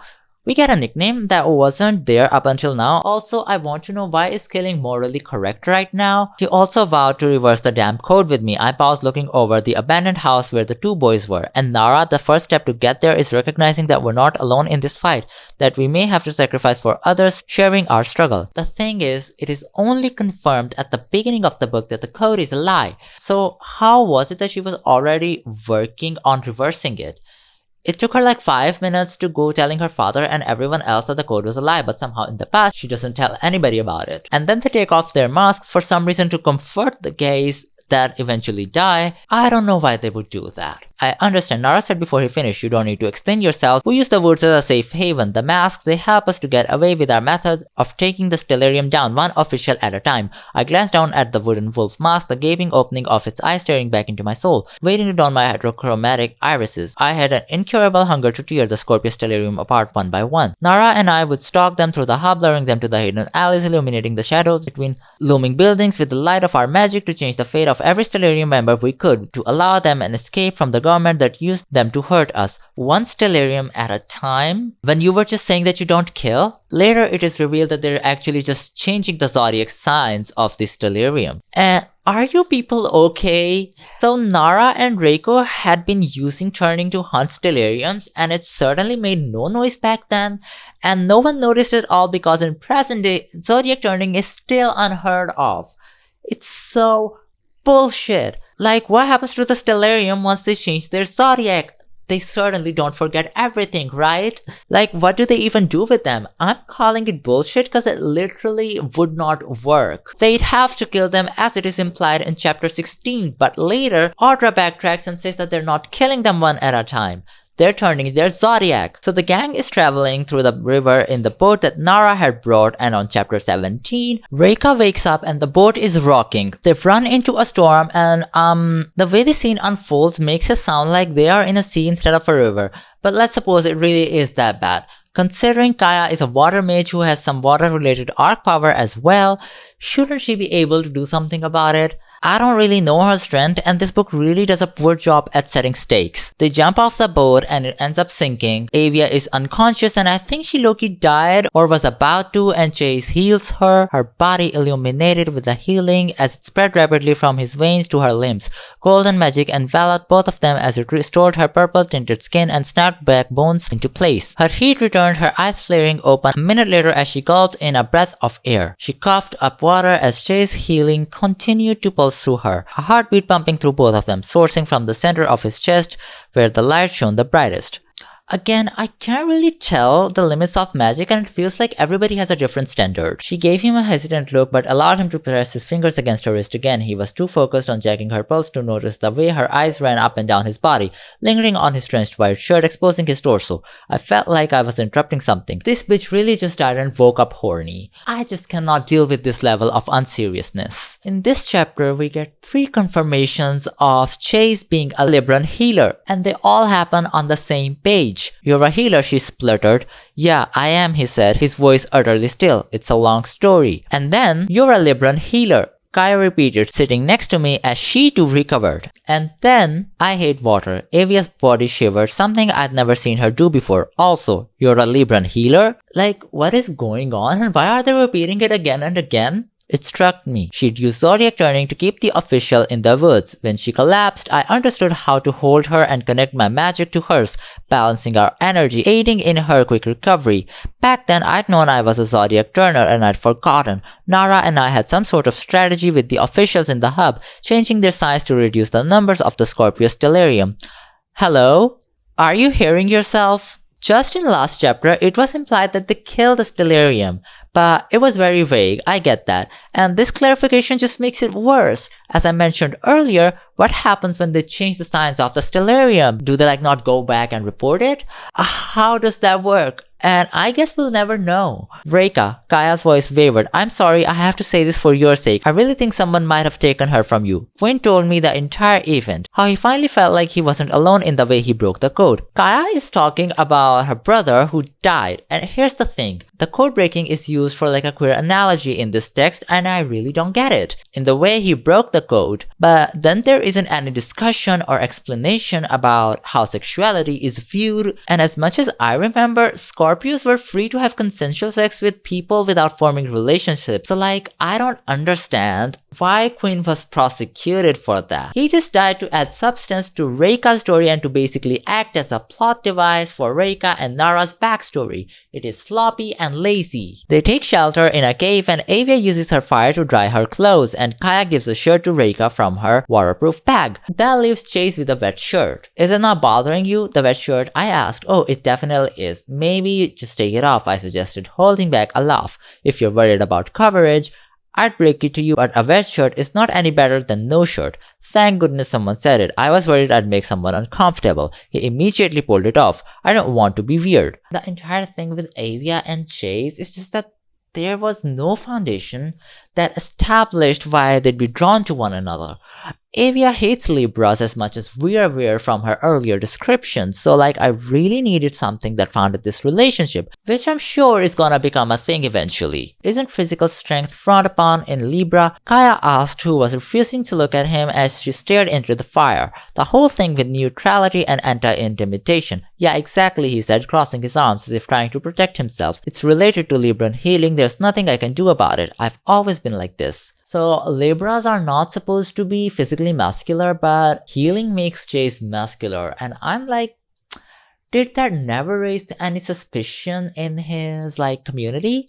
Also, I get why the government will be against superpowers like Zodiac turning, but I don't get why they would be against healing. Atlas had mentioned that there were 6 turners. I would say it's Reika, her father, and Nara, and we're yet to see the other 3. Chase explains how his healing works and it contradicts Zodiac turning. How is it too powerful? I don't understand that. The problem with fantasy books with banished magic system is that they're never thought out. We have no criteria based on which these powers were banished in the first place. Why are your hands bleeding out? Avia said, when I use too much magic, it does this. He tried to gauze off and set his hands in his lap. My magic sources from my blood. Normal healers use water. Kaya's face fell. It looks painful. It is a bit. He winces as his thumb massaged against the gauze. I used more magic than I should have, but that's how it is sometimes. Can I ask how it works? Sure. I've been studying medical stuff since I was a kid. I have to understand an illness or injury to heal it. He explained, reaching over into his bag for tape to fasten the guard he'd created for his hands. My healing is either activated emotionally or instinctually. If someone is hurt, my body reacts. It just knows what to do. I mean, the magic was banished for being powerful and also easy. You had a pulse but weren't breathing, he explained. I full body scanned you while you were unconscious and found out that your ribs, hips, and legs were broken. I needed to clear your lungs and repair bones. Damn, Avia said simply, pulling her knees into her chest. You're a lot smarter than you let on to. How did he full body scan her exactly? We don't know. And at the ceremony earlier in the book, there was no one injured, but his body was still reacting. And in the text, there is another contradiction. He says that he needs to know what the problem is, but he also says that his body just knows what to do. So which one is it? And the medicine that he's been studying? This world has magical healers. Why is there medicine exactly now? None of the shit is ever addressed. Reika is yanked into somebody else's dreamscape. I don't know if this was a thing, but I certainly don't remember being told that non-dream seekers were able to do this. She sees a person by the lake and can feel the emotion that the person is going through. It turns out to be Nara. Her eyes snapped open. She stood up and whirled around to face me. The crimson aura returned with a shock through the air, reeking of decaying metal and smoldering skin originating from the pendant. Why are you here? She demanded, fingers curling into fists. Get out of my head. Who is it? I pushed past the fear and fury through all my willpower. Who are you angry at? She narrowed her eyes at me and without missing a beat, she said, you. The prose in this text is so bad and literally means nothing. And then her talking to her even though it's not her dream. I don't even know how this shit works. Who put her there? We don't know. You know what it feels like? It feels like there are chunks of context missing from this book. And now the worst line of this book. I repeat, the worst yet. So Reika wakes up and startles everybody. Chase rubbed the back of his head. Are you good? What was that all about? It was her. I gripped my scalp, trying to ease the fury and anger still echoing through my limbs. She's been hurt by someone that I was hurt by, but I don't know why I was hurt or who it was. But it's mutual and what? But I'm so thankful that Audra stopped that sentence right there, because what even does that mean? It's so stupid. Anyway, she tells Chase again what we already know about Nara and Reika and their relationship. They find another arch and they decide to go into it because why the fuck not? Because we clearly do not have to go find another weapon which is more important to the story. But I don't know what happened to that. I don't know why they need to explore a random arch when we already have a task at hand. And mind you, there's a bunch of officials and an assassin behind her. So Avia is acting like a candle in this arch. Time would only tell how long Avia could keep her magic strong until she exhausted herself, and we'd have to stop. Her tiny candle flame can exhaust her and they have basically no estimate time for how long it'll work. It's like some powers are more powerful than others. These routes are special. My brain was itching with the history of the tunnels. During the War of the Rebalancing, the Altarians carved escape routes for Zodiac turners and Libran healers in the mountains from pro-existing cave entries. Syrians discovered them and executed those traveling. The War of Rebalancing happened between Conviction and Assyrians, and right now Conviction is against these arc powers, and Altarians aided Conviction during the war. So why did Altarians help healers and turners? And are the Cancer arc people not dangerous or something? Because we have read nothing about that in this book. Matthias was a guy who went on a mission from God of the Sun to take immortality from Guardian and transfer it to Calexis. I interrupted her. I thought Matthias was supposed to be a Libran healer, Chase asked. Union law? He was. That's why they say that he became immortal as a punishment for breaking balance by marrying his wife. So he became immortal alongside the Calexis being created, and he later transferred his immortality to his son Silas, who is the author of the scroll we have. Earlier, it was established that Matthias was punished by immortality because he transferred immortality into Calexis. But now we are contradicting that statement and saying it actually happened because he married his wife who was a Cancer. And there is like another issue here. How is immortality a punishment exactly? And I thought a person was defined by their sign, not lineage. And this book has a contradiction for the second time with it. It keeps on juggling between how the magic works and how someone gets it. Silas was then punished by Calexis in the next line instead of immortality coming from his father. Which one is it, Audra? And then the book starts talking about immortality as a conscious decision that Matthias made. There's so much about him in myth. He became immortal when he touched the Calexis and was punished with his immortality. What's the whole deal with immortality? Imbalance, I continued. Guardian turned into a mess when society revolved around the unchecked power behind immortality. Matthias was said to be instructed by the god of sun himself to rebalance Guardian by removing immortality with the Calexis. He performed some sort of holy ritual to transfer immortality from Guardian's magic system to the Calexis instead. What other explanation do you have for immortality being real? I questioned her. How do you explain the Calexis' existence in the first place without divine intervention? If immortality is real, the gods have to be. I don't know, I feel like we're missing something, she shrugged. You tend to question everything, Rekha. Questioning everything is how I get answers, I said. We don't really have any idea how these three deities actually work. They sort of just exist in theory. And then this book just asks questions, make assumptions, and that's how it provides us the information that we need. Is that going to wear you down? All of us paused. I wasn't sure if he was talking to one of us or the wall itself. Using your magic, Avia, he clarified. What's your breaking point? I don't really run out of energy, Avia said. How is it that Avia doesn't run out of magic? Like, man, this is so tiring and confusing. I really don't get the limits that these people have with magic. It's like there is separate criteria for everyone. This one section pissed me off so much. Let me read it out. Okay, doctor, she said and kept walking. You're a healer, not a doctor. Let me remind you, doctors diagnose the problem and you fix the diagnosed problem. Bitch, what now? There's like 2 mentions of doctor and both times I've been confused. Like, why are doctors mentioned in the world where they don't even exist? And her definition of a doctor diagnosing a problem, what are you even on about? Were you taught by anyone how to use your magic? She frowned her brows. Kind of. My older brothers were both Sagittarian fire mages, so I figured out a bunch of it on my own. So there are no schools that teach kids to use their magic, even though the entire point of magic is that humans use magic instead of machines. And like, is magic just ignored and people just have to find their way around it? The union law makes it illegal to marry, not to fuck, and she's a Libra. Kaya paused, looking over at Chase to see if he was listening. She cleared her throat to get his attention. They like to bang anyone who gives them the opportunity to do so. This is honestly such an unintentionally hilarious statement. Kaya explains her family, and I'm really confused. I was cryptic. According to my brother, she had no idea I existed until she was in labor. She's lucky I ended up as an Arcturian and could be handed off to Sagittarian twins. I nodded. I was also cryptic. I get it. Your other 3 siblings though, why? Queen was supposed to be a Libra. She's the Libra leader and she has the money, so I know damn well she's had access to the right healers to induce an early birth with him. Or she could have straight up aborted any of the 3 of them. They weren't cryptic, but she didn't. Queen was always trying to figure out the story behind that. It doesn't make sense. That's so strange. I bit the inside of my cheek. I didn't want to accidentally insult her or hurt her feelings. Queen was onto something that sounds intentional, does it not? Why would she willingly have a Scorpio and 2 Sagittarius? Your best guess is mine. All I know is that the 4 of us were preventable, but for some reason that fact was ignored. Like, she was given to her Sagittarius siblings, but let's suppose she didn't have them. Do they like grow up in orphanages? Also, again, you can choose the sign of your child. Why not fuck around the calendar? The code makes it sound like just because it's illegal, it's also impossible. Everything I'm doing here is illegal. I'm 1 tenet away from breaking the entire Scorpio code. Sounds like an accomplishment if you ask me. My sister flashed me a soft smile. But I guess you've never had any kind of romantic feelings toward anyone as far as I know. Avia talks about love as if Reiko is incapable of falling in love. One thing I found, Rekha, love is encouraged among Aries. We don't fear heartbreak, we don't fear others. Avia continued when I didn't respond. I let her continue chattering away. I was used to this one-sided conversation with her. You know, I've fallen in love before. It's kind of fun, and it hurts when it fails, but it's nothing to fear. The Aries guy I was in a relationship with last year, the one who shattered my heart, he was so pretty. Sometimes I still miss him. And this is where Rekha finally comes out, like officially. Okay, Rekha, I can't think of a single time you've agreed with me about a man being attractive. I don't trust your word, probably because I'm not attracted to them. What? Avia's face lit up with surprise.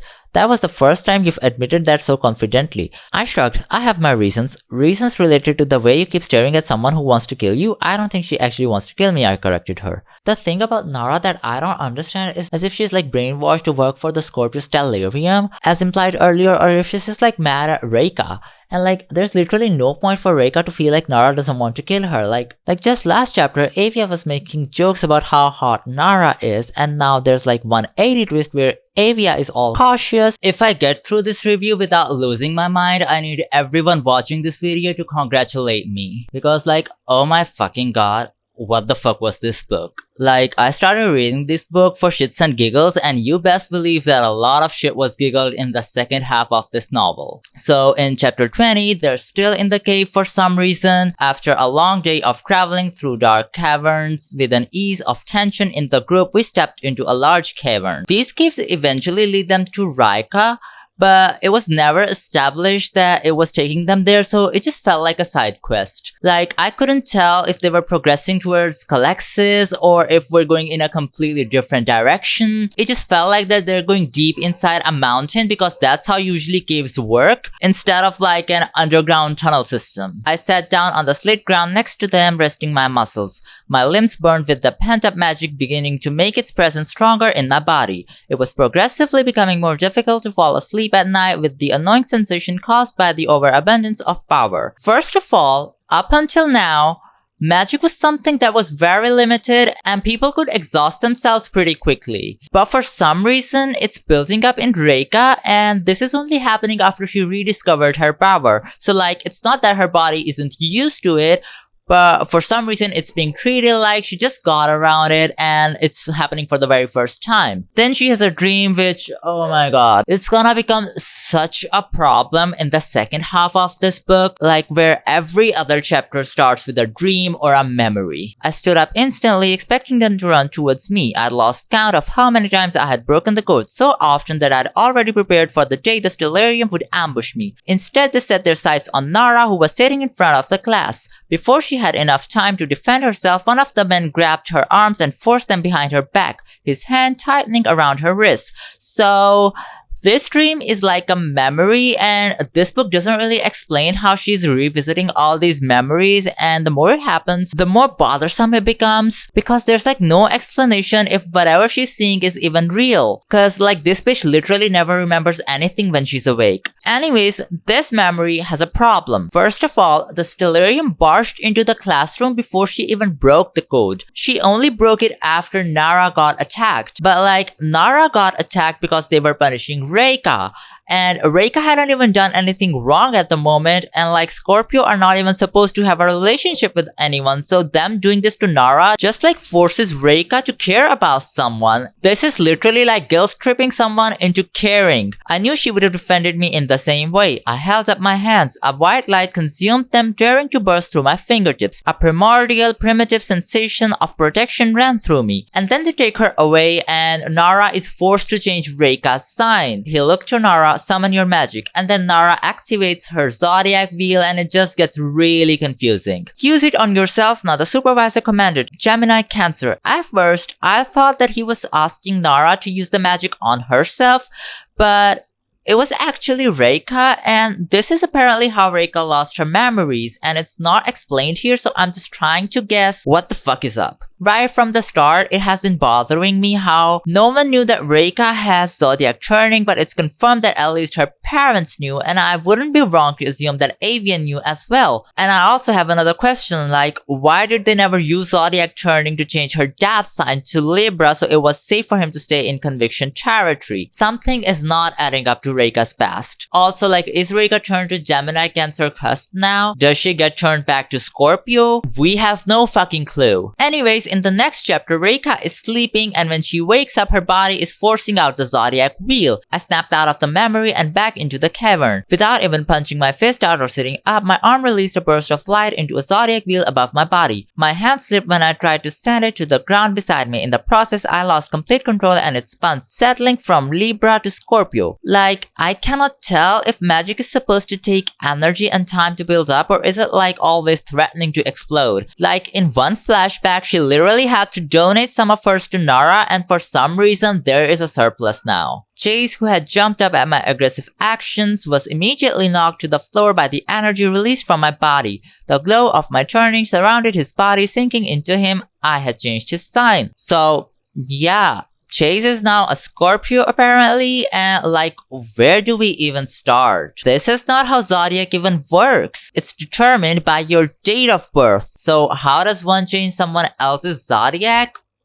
I don't know. Also, like previously, Reika and Nara had been changing the signs of the stellarium and it made no noise. Like, wouldn't the government have a record of everybody's sign? And on top of everything, powers change with the Zodiac for some reason, and yet they also are determined by your heritage. And also, Chase's memories are still intact, so she backtracks the reasoning that Zodiac turning also removes the memories. I'm not saying that the world building was really working in the first half of the book, but it's like completely going off the rails in the second half, and mind you, it's only going to get worse as Audra adds more bullshit for the plot convenience. Reika is all panicky then. I should have been dead the day my memory was taken from me. They should have killed me that day. I was supposed to have a knife through my throat. Chase hoisted himself up with one arm. Reika, stop. What's going on? Scorpio has taught you to repress emotions, and now they're manifesting through a magic system that you couldn't help being born with. Just last chapter, while we were suffering through her memory, she said that she broke the code all the time. Ma'am, you have literally never once lived by the code and haven't repressed emotions throughout this book. And her family doesn't abide by the rules either. Her environment while growing up was completely different, unlike implied here in text. Like, what is she even on about, honestly? Like, at this point, I just know that Zodiac turning is gonna be a whole bunch of bullshit. Like, I'm genuinely so tired of every Reika lore being revealed in the book throughout her fuck-ass memories that we cannot even trust. Mind you, this is the world where dreams can be manipulated, and she's having a romance with the alleged villain in her dreams, and quite frankly, I'm giving this book too much credit. It presents this whole situation in such a cocomelon way that none of this feels natural. Like, it's just a low-hanging fruit and a shortcut of providing information to the reader at the end of the day. Are you sure he left for a couple of days? I asked Nara, my voice riddled with concern. I don't want him to hurt you. Yes, Kira, for the last time. That is why the bastard put a week-long curse on me to keep me in the damn woods. I genuinely thought I was dying when I stepped out of the boundaries earlier to test it. Couldn't see or hear a damn thing outside the woods. I huffed, shaking my head at her. He's an asshole. At least he left me with food. I wasn't expecting that. Someone has cursed Nara to stay in the woods in Reika's memory. From the way Reika's talking to her, you'd assume that she already knows who's this guy. But later, for some reason, she acts all surprised upon the revelation. Also, this kinda confirms that someone else also knew about Nara being able to survive in the woods other than Reika. At least 2 days without him beating me up, and I get to be with you constantly, she said with a broad smile. That sounds like torture. I laughed at her sarcasm. Like, this person is clearly torturing Nara, and Reika would like to do something. No? Oh, okay, sure. Whatever. This guy later turns out to be the villain of the book, and this specific memory is referenced in its context. But here, Reika and Nara are just laughing it off for some reason. I read something new the other day about magic in the woods during the full moon, she said. Considering no one can enter the woods, how is there literature surrounding it exactly? I don't know, man. I wish I knew, but I don't. Vascular connection allows for an attachment between two arc-powered individuals and opens a psychological connection. Nara crossed her legs as she got comfortable on the blankets. It's enhanced in the woods and let alone enhanced with the moon. Couldn't entirely figure out why that was the case, though. Sounds cool. I offered my hands to her without hesitation. Let's do it. The magic has honestly just gotten more confusing. They do their magic thing, and it's said that the magic between two people helps conviction words restore balance, even though conviction words is what helped their magic do this whole vascular connection thing in the first place. So I don't get if the woods are doing the magic or if the magic is doing the woods, and what role their zodiac signs are playing in all this. The next chapter also opens with Reika waking up. I wish I was telling how many times this happened in the book, honestly. My veins lit white from my fear, and at Chase's touch they intensified. The electricity buzzing through me was racing through him too, the same magic and absence of his typical golden glow. So, he said carefully, don't freak out when I tell you this, but you turned my sign to Scorpio. We have so many alternating descriptions of how magic looks like, and I don't recall Reika having anything that remotely looked like lightning. That was Nara's thing, and it's even later confirmed to be a Nara-specific thing. Anyhow, Chase is a Scorpio now because apparently that happens in this world. Since we're not gonna get any explanation, we just have to believe whatever the fuck Audra tells us. But hear me the fuck out. This confirms that Zodiac turning is a Scorpio-specific thing, right? And Nara is a non-Scorpio cusp and she also has Zodiac turning. How does that work? The book constantly juggles between magic coming from parents and magic coming from your sign. We made Avia stay back so she couldn't be loud and interrupt you. I can leave too if you want to be alone with Chase. Meeting Kaya's eyes in the dim light, I wasn't sure how to express the appreciation I had for the two of them. Their understanding and patience far beyond anything I had ever experienced before.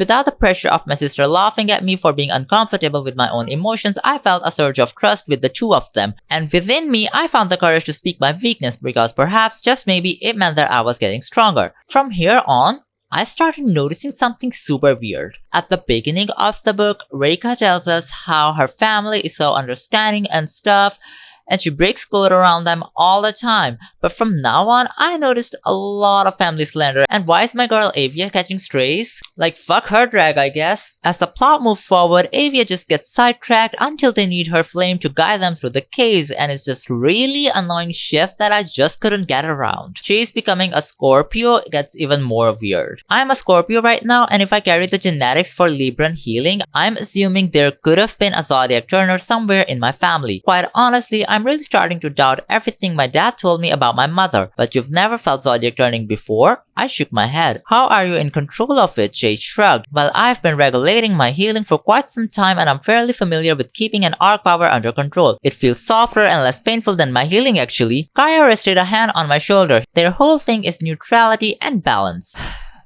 Bitch, what the actual fuck? I have some questions. First of all, is this bitch Scorpio or a Libra? Second of all, Chase's father is literally a Scorpio but somehow it's falling on his mother. Also, didn't this just happen because Reika turned him into a Scorpio? This book is more underdeveloped than a 22 years old frontal lobe, which is why you don't publish books at such a young age, Audra. Was it a flashback? Kaya asked. I opened my eyes to look over at her, tilting my head. What do you mean? After you turned his sign, I could tell you weren't with us. You look like you were distant and touched the scar on your neck, she explained. I have them too.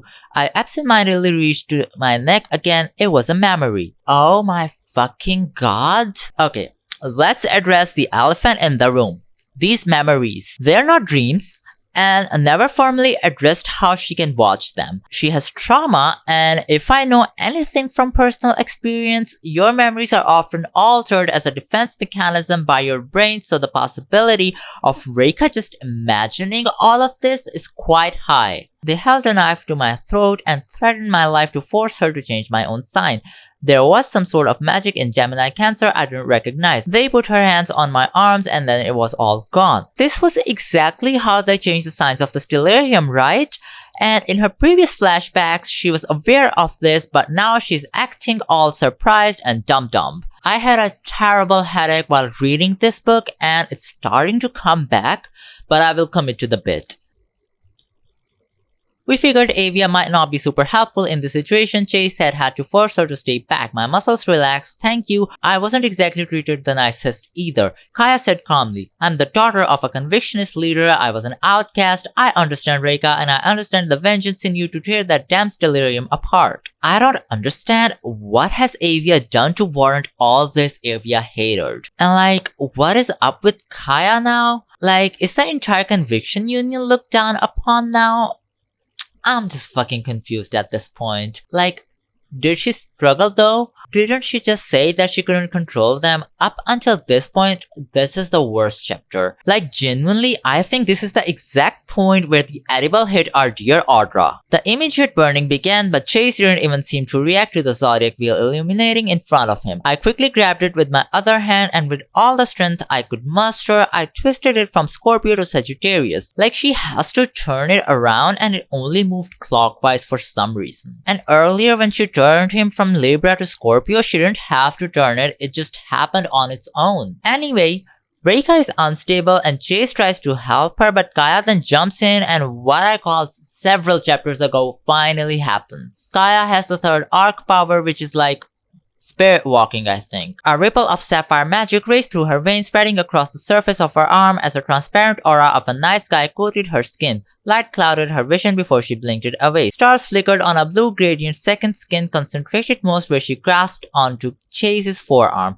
Their magic remained in an equilibrium at their physical contact. His healing brightened as it reversed back through his veins and up his arm, shrouding his own skin with a new pale golden glow. A flash of light burst around the three of us and my strained lungs opened up. The painful sensation of my magic instantly easing. A low harmonious humming resonated through the space and the air filled with the fragrance of a powerful, indescribable floral. Transparent aura of a night sky?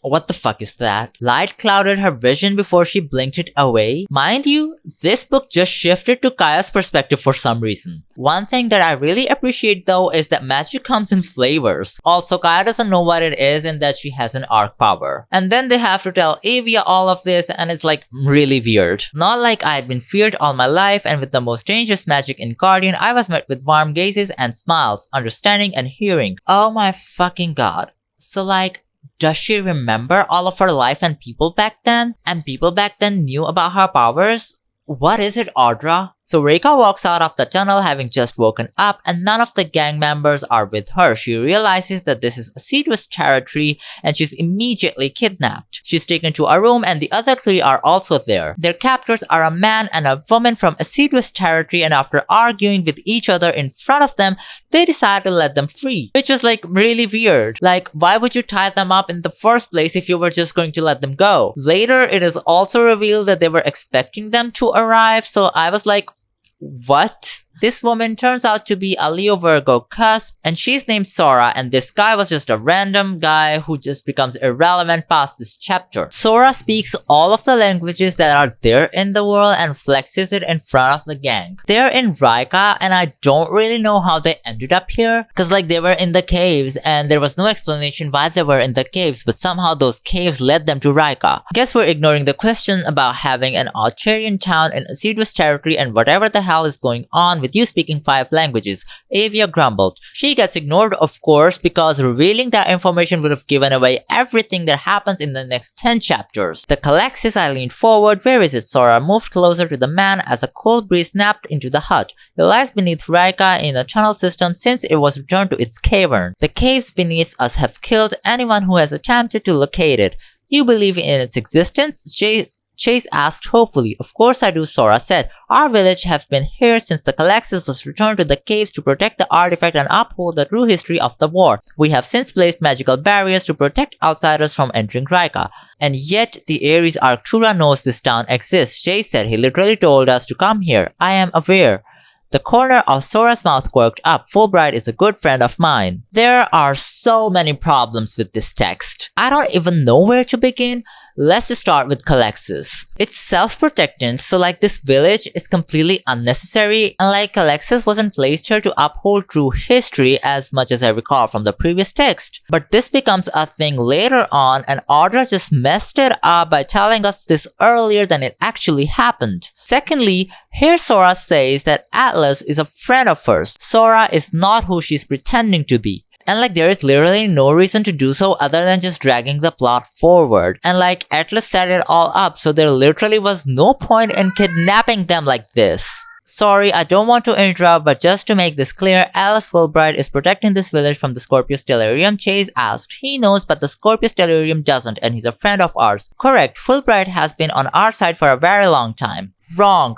Scorpio Stellarium knows about this village as Audra contradicts herself later on. Secondly, it's again a setup of Alice that Reika just follows, and there's literally no decisions of her in this. Kaya and Sora speak in an ancient language. Pause. Avia stopped their conversation. Kaya, why can't you also speak a forgotten language? She's hushed for some reason. This is starting to sound like that Avia is like the only person here who wasn't given a script. Kaya, you know Axel. Chase questioned, then did a double take when he processed Sora's words. Hold on. Yeah, what? I never learned Axel. I didn't think I could speak it, and Kaya stopped in the middle of what she was going to say to Chase. This is because Kaya is a spirit walker and they can speak this language. Spirit walking, the third arc power, Sora informed them documentation of the spirit walking was forcefully removed in the past 3 centuries. Libran healers were killed in the war because spirit walkers cannot access their magic unless they come in contact with a Libran healer. Spirit walkers were a connection to the astral realm, and when you are a Stellarium enforcing a fabricated law meant to be from the gods, you do not want individuals communicating with those same divinities. I can't do this anymore, Chase said with a groan. So we weren't just murdered because our magic was too close to immortality. The strength of Libran healing was part of the reasoning, but the highest motivation was to remove spirit walkers. I can get behind this reasoning even though there's plenty to call it out on. I just want to point out an inconsistency here. First of all, this reasoning makes it sound like the 3 arc powers are connected. Yes, but for some reason there is nothing that connects the two to the Zodiac turning. There's another issue with this book where dialogue contains some information delivered in different ways, and it makes the reading experience really hard and less enjoyable. Kaya can speak Axel and Chase can speak Drixal, but Reika is yet to be speaking any. Considering Chase and Reika are from the same union, I reckon that they can speak the same language. This could be better structured if the segregation was done correctly, and now it just sounds like bad world building. In the vascular system, Libran healing is a blood-based magic that converts the magical energy. Spirit walking is a water-based magic that converts the magical energy. They are highly interconnected magic systems in the human body and co-evolved as the earliest forms of magic. So like, these two are connected, and then Zodiac turning is just there. They go into the city and it literally sounds like Water Tribe from Avatar: The Last Airbender. I'll read it out to you. Sora waved to the townfolk as she walked down a path leading north towards the temple. As we travel, locals clothed in thick white fur and blue fabric met us with looks of unrest. Most of the women wore their hair braided, men with lengthy uncut hair. Sora takes them to a vacant house and leaves them to settle in. And chapter 24 opens with, guess what? A fucking dream. Once we were settled, I savored the feeling of resting in a real bed for the first time in days. To my exhausted dismay, I woke back up in an overly realistic dream, though it didn't carry the same feeling as one of my memories returning. The concept of forming this entire sentence? I fell asleep and woke back up in a dream. Like, what kind of dreams is she having, honestly? And every time she's stuck with Nara, and I'm so tired of dreams being used as a plot device.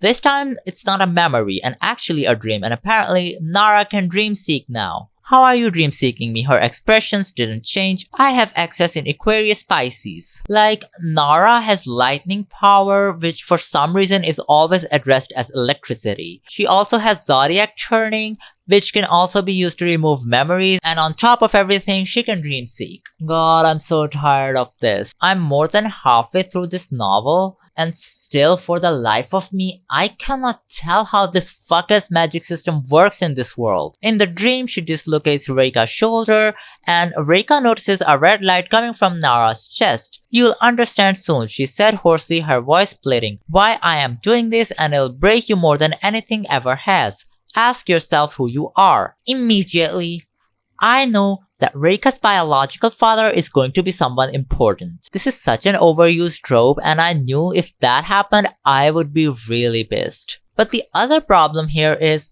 how the hell did she dislocate her shoulder in a dream? Like, I didn't know this was a thing, and this literally never happens again. And like, my biggest issue with this world is terrible world building. Like, I can excuse bad writing style and characters honestly if at least the world building is interesting. So she wakes up and Kaya helps her with the injury and she uses water. So like, you would think that Kaya might be a healer as earlier text said that healers can use water. But like, that's not it. The magic system gets even more complicated here. Since when does water magic come? I asked my vision swing. I mean forcefully, like you can force someone to relax. Since I touched Chase's arm apparently, she said. Like, we have already established this, but for some reason it's a completely different thing now and only happening because of the vascular connection bullshit that Kaya did with Chase. Also, her name being Kaya and her using waterbending to heal someone, oh my god. Stealing Avatar's nachos left and right shamelessly. Also, like, there was literally no point where Kaya learned that she could do this. It just came for convenience. And then Chase also heals Reika, so I don't know what was the point of the whole thing with Kaya. And apparently, Kaya can now see auras, which is also a new thing. The more I read this book, the more I started to believe that these people were going through a collective schizophrenia. There is simply no other explanation. Anyways, it's a completely new world building thing that we're getting in the final 1/3 of the book. Like a faint aura, she said. Reika has a bright red around her. I can tell that's panic or anxiety. Gray might be dissociation or confusion. Those are what's turning out. There's a lot I cannot recognize. You know what? I'll get behind this nonsense too, but then this literally never shows up again in the book. Like, so much of the shit is just pointless. And then they all start hating on absent Avia for some reason. She's not awake. Kaya read my mind, placing a hand on my shoulder. Don't listen to your sister when she says those things about you. She needs to watch her words more. This can stay between the three of us. If we know she'll just antagonize you about Nara, then she doesn't need to know the full story. Kaya pointed at him. He's right. Don't let your sister step all over you or try to tell you that she deserves to know these things about you. Like, this is literally not the case, and if anything, Avia has been super supportive of this relationship with the person who's out to hunt Reika. Whatever happened to Avia encouraging love? Anyways, next time we see Avia, Chase is flirting with her and I'm just... oh my god. Girl, run honestly. They are at the temple where Sora told them to meet her. Did you rest well? More than I should have. Good. Chase turned his attention to Avia as we approached. You look good in that. She looked down at her outfit. Then back at him. You think so? It's kinda hot and itchy. I think so. He flashed her a warm smile. It's something different. I like it a lot. We need to bring back Shame because Audra? What the hell? They go to the temple and Chase is already there with Sora. I don't like Chase at all. His character is by far the most confusing character to read about, just short behind Nara. In Avia's absence, Chase was literally shit-talking her and now he's trying to fancy her. Anyways, so the ceiling of the temple is painted like the Sistine Chapel and Sora is the artist of it. The mural is basically like photos that animate when you look at them or something. I have no idea how it works. The mural is basically a long infodump story of what happened and we get a new version of the same story that we have been reading. It's a bunch of bullshit and too long for me to read through all of it, so I'll just make it short. 3 centuries ago, immortality causes disruption for no reason. A guy named Matthias went out to search for Calexis to take immortality from Guardian. The sun god whispers something in Matthias's ears, which we don't really ever find out. He is immortal and married to a cancer woman called Mary, and he returns Calexis to the cave beneath Rika. They have 2 boys, one Scorpio and one Aries, one of which is Silas, and both have Zodiac turning, and these boys trained with another one called Blaine. And an unnamed Aries woman becomes part of the group, and then there are 4 now. So Blaine and this unnamed woman were first in a relationship, and then Silas, one of the brothers, steals the Aries woman, and Blaine is all bitter now. Oof. And then Blaine causes infighting, and here it got so confusing that I lost complete sense of what the fuck was going on. Silas kills Blaine's mother in an attempt to keep him from this Aries woman who is still not named.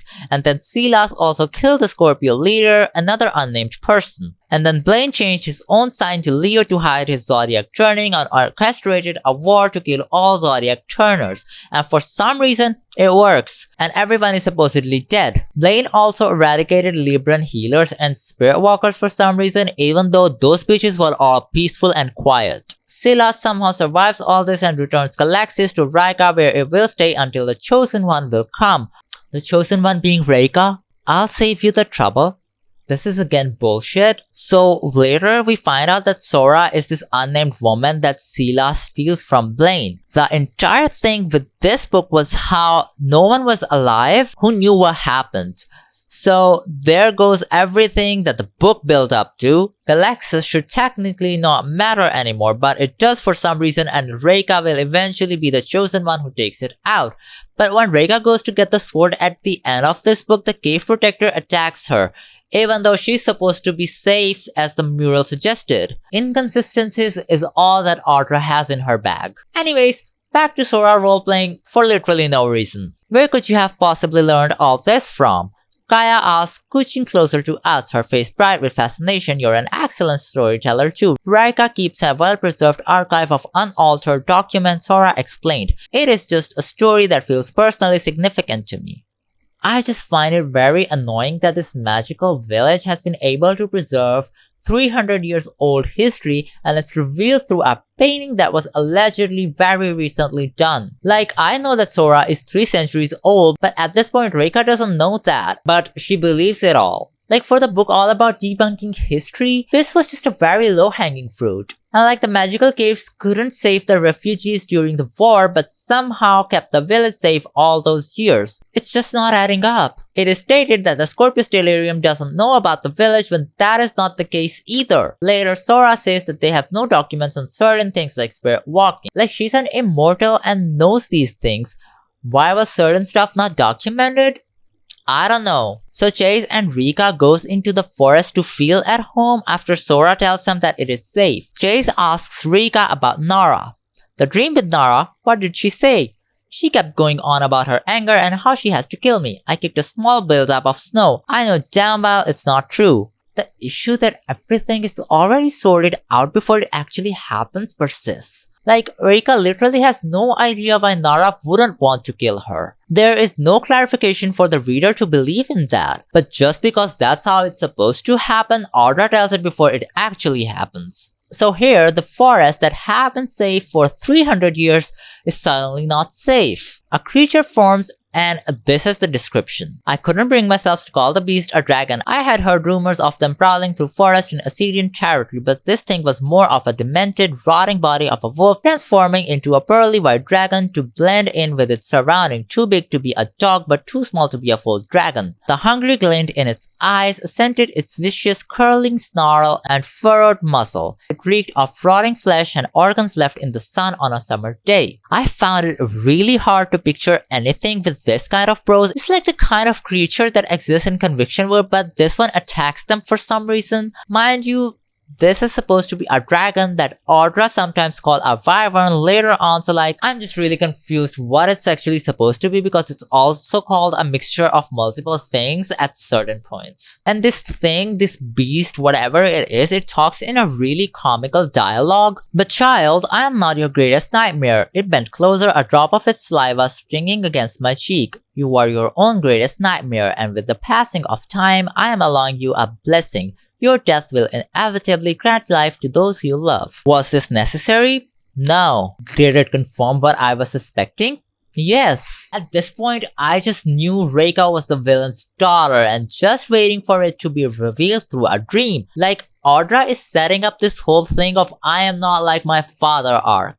While they're fighting the beast, Reika gets badly injured and I simply don't have the brain cells required to read through this terrible action. And to make everything worse, Nara is here. Nara has them tied up, but then she just frees them. This happened earlier too when Sora had them tied up, only to let them go. And Reika is in a terrible position after fighting the beast. Listen, Nara, Jace threatened. I know you don't want her to die. Let me heal her so you can at least speak with her before she dies. Nara leaned over to cut the rope behind his hands. Without a second of hesitation, he sprang to his feet and threw himself to the ground to hold my arm. All his medical training was abandoned. He literally doesn't know that Nara doesn't want to kill her, but sure. Whatever. And Nara actually lets them go. The whole deal with Nara is that she's under a curse, and that's why she's acting like this. But the thing is that Nara is also somewhat under her own control, because if she wasn't, she wouldn't have let Chase heal her. Secondly, it's later revealed that Nara also has healing abilities, so the entire scene of freeing Chase to heal Rika is bullshit. Nara could just do it herself. Also, the fact that the text literally says that all his medical training was abandoned, but earlier he said it doesn't work unless he knows what's medically wrong with the patient. I think by this point, I should just get used to audra forgetting stuff. Also, Rika asks how Nara survives the caves. Rika's magical shields have used the same enchantment since they were cast 300 years ago. They're designed to allow certain bloodlines into the village, and all three of us, she paused with a smile, happen to be part of those. Like at this point, just rip the bandage off. You are not subtle with telling us that the heroine is literally the daughter of the villain. I will get back to the problems with that once it is actually revealed. Nara shocks Chase with her magic and then talks to Rika. I don't know why Nara is like this. She's supposed to be under Scorpio control, but it never feels like that she actually is under Scorpio control. What are you talking about? The bloodlines? He's my brother.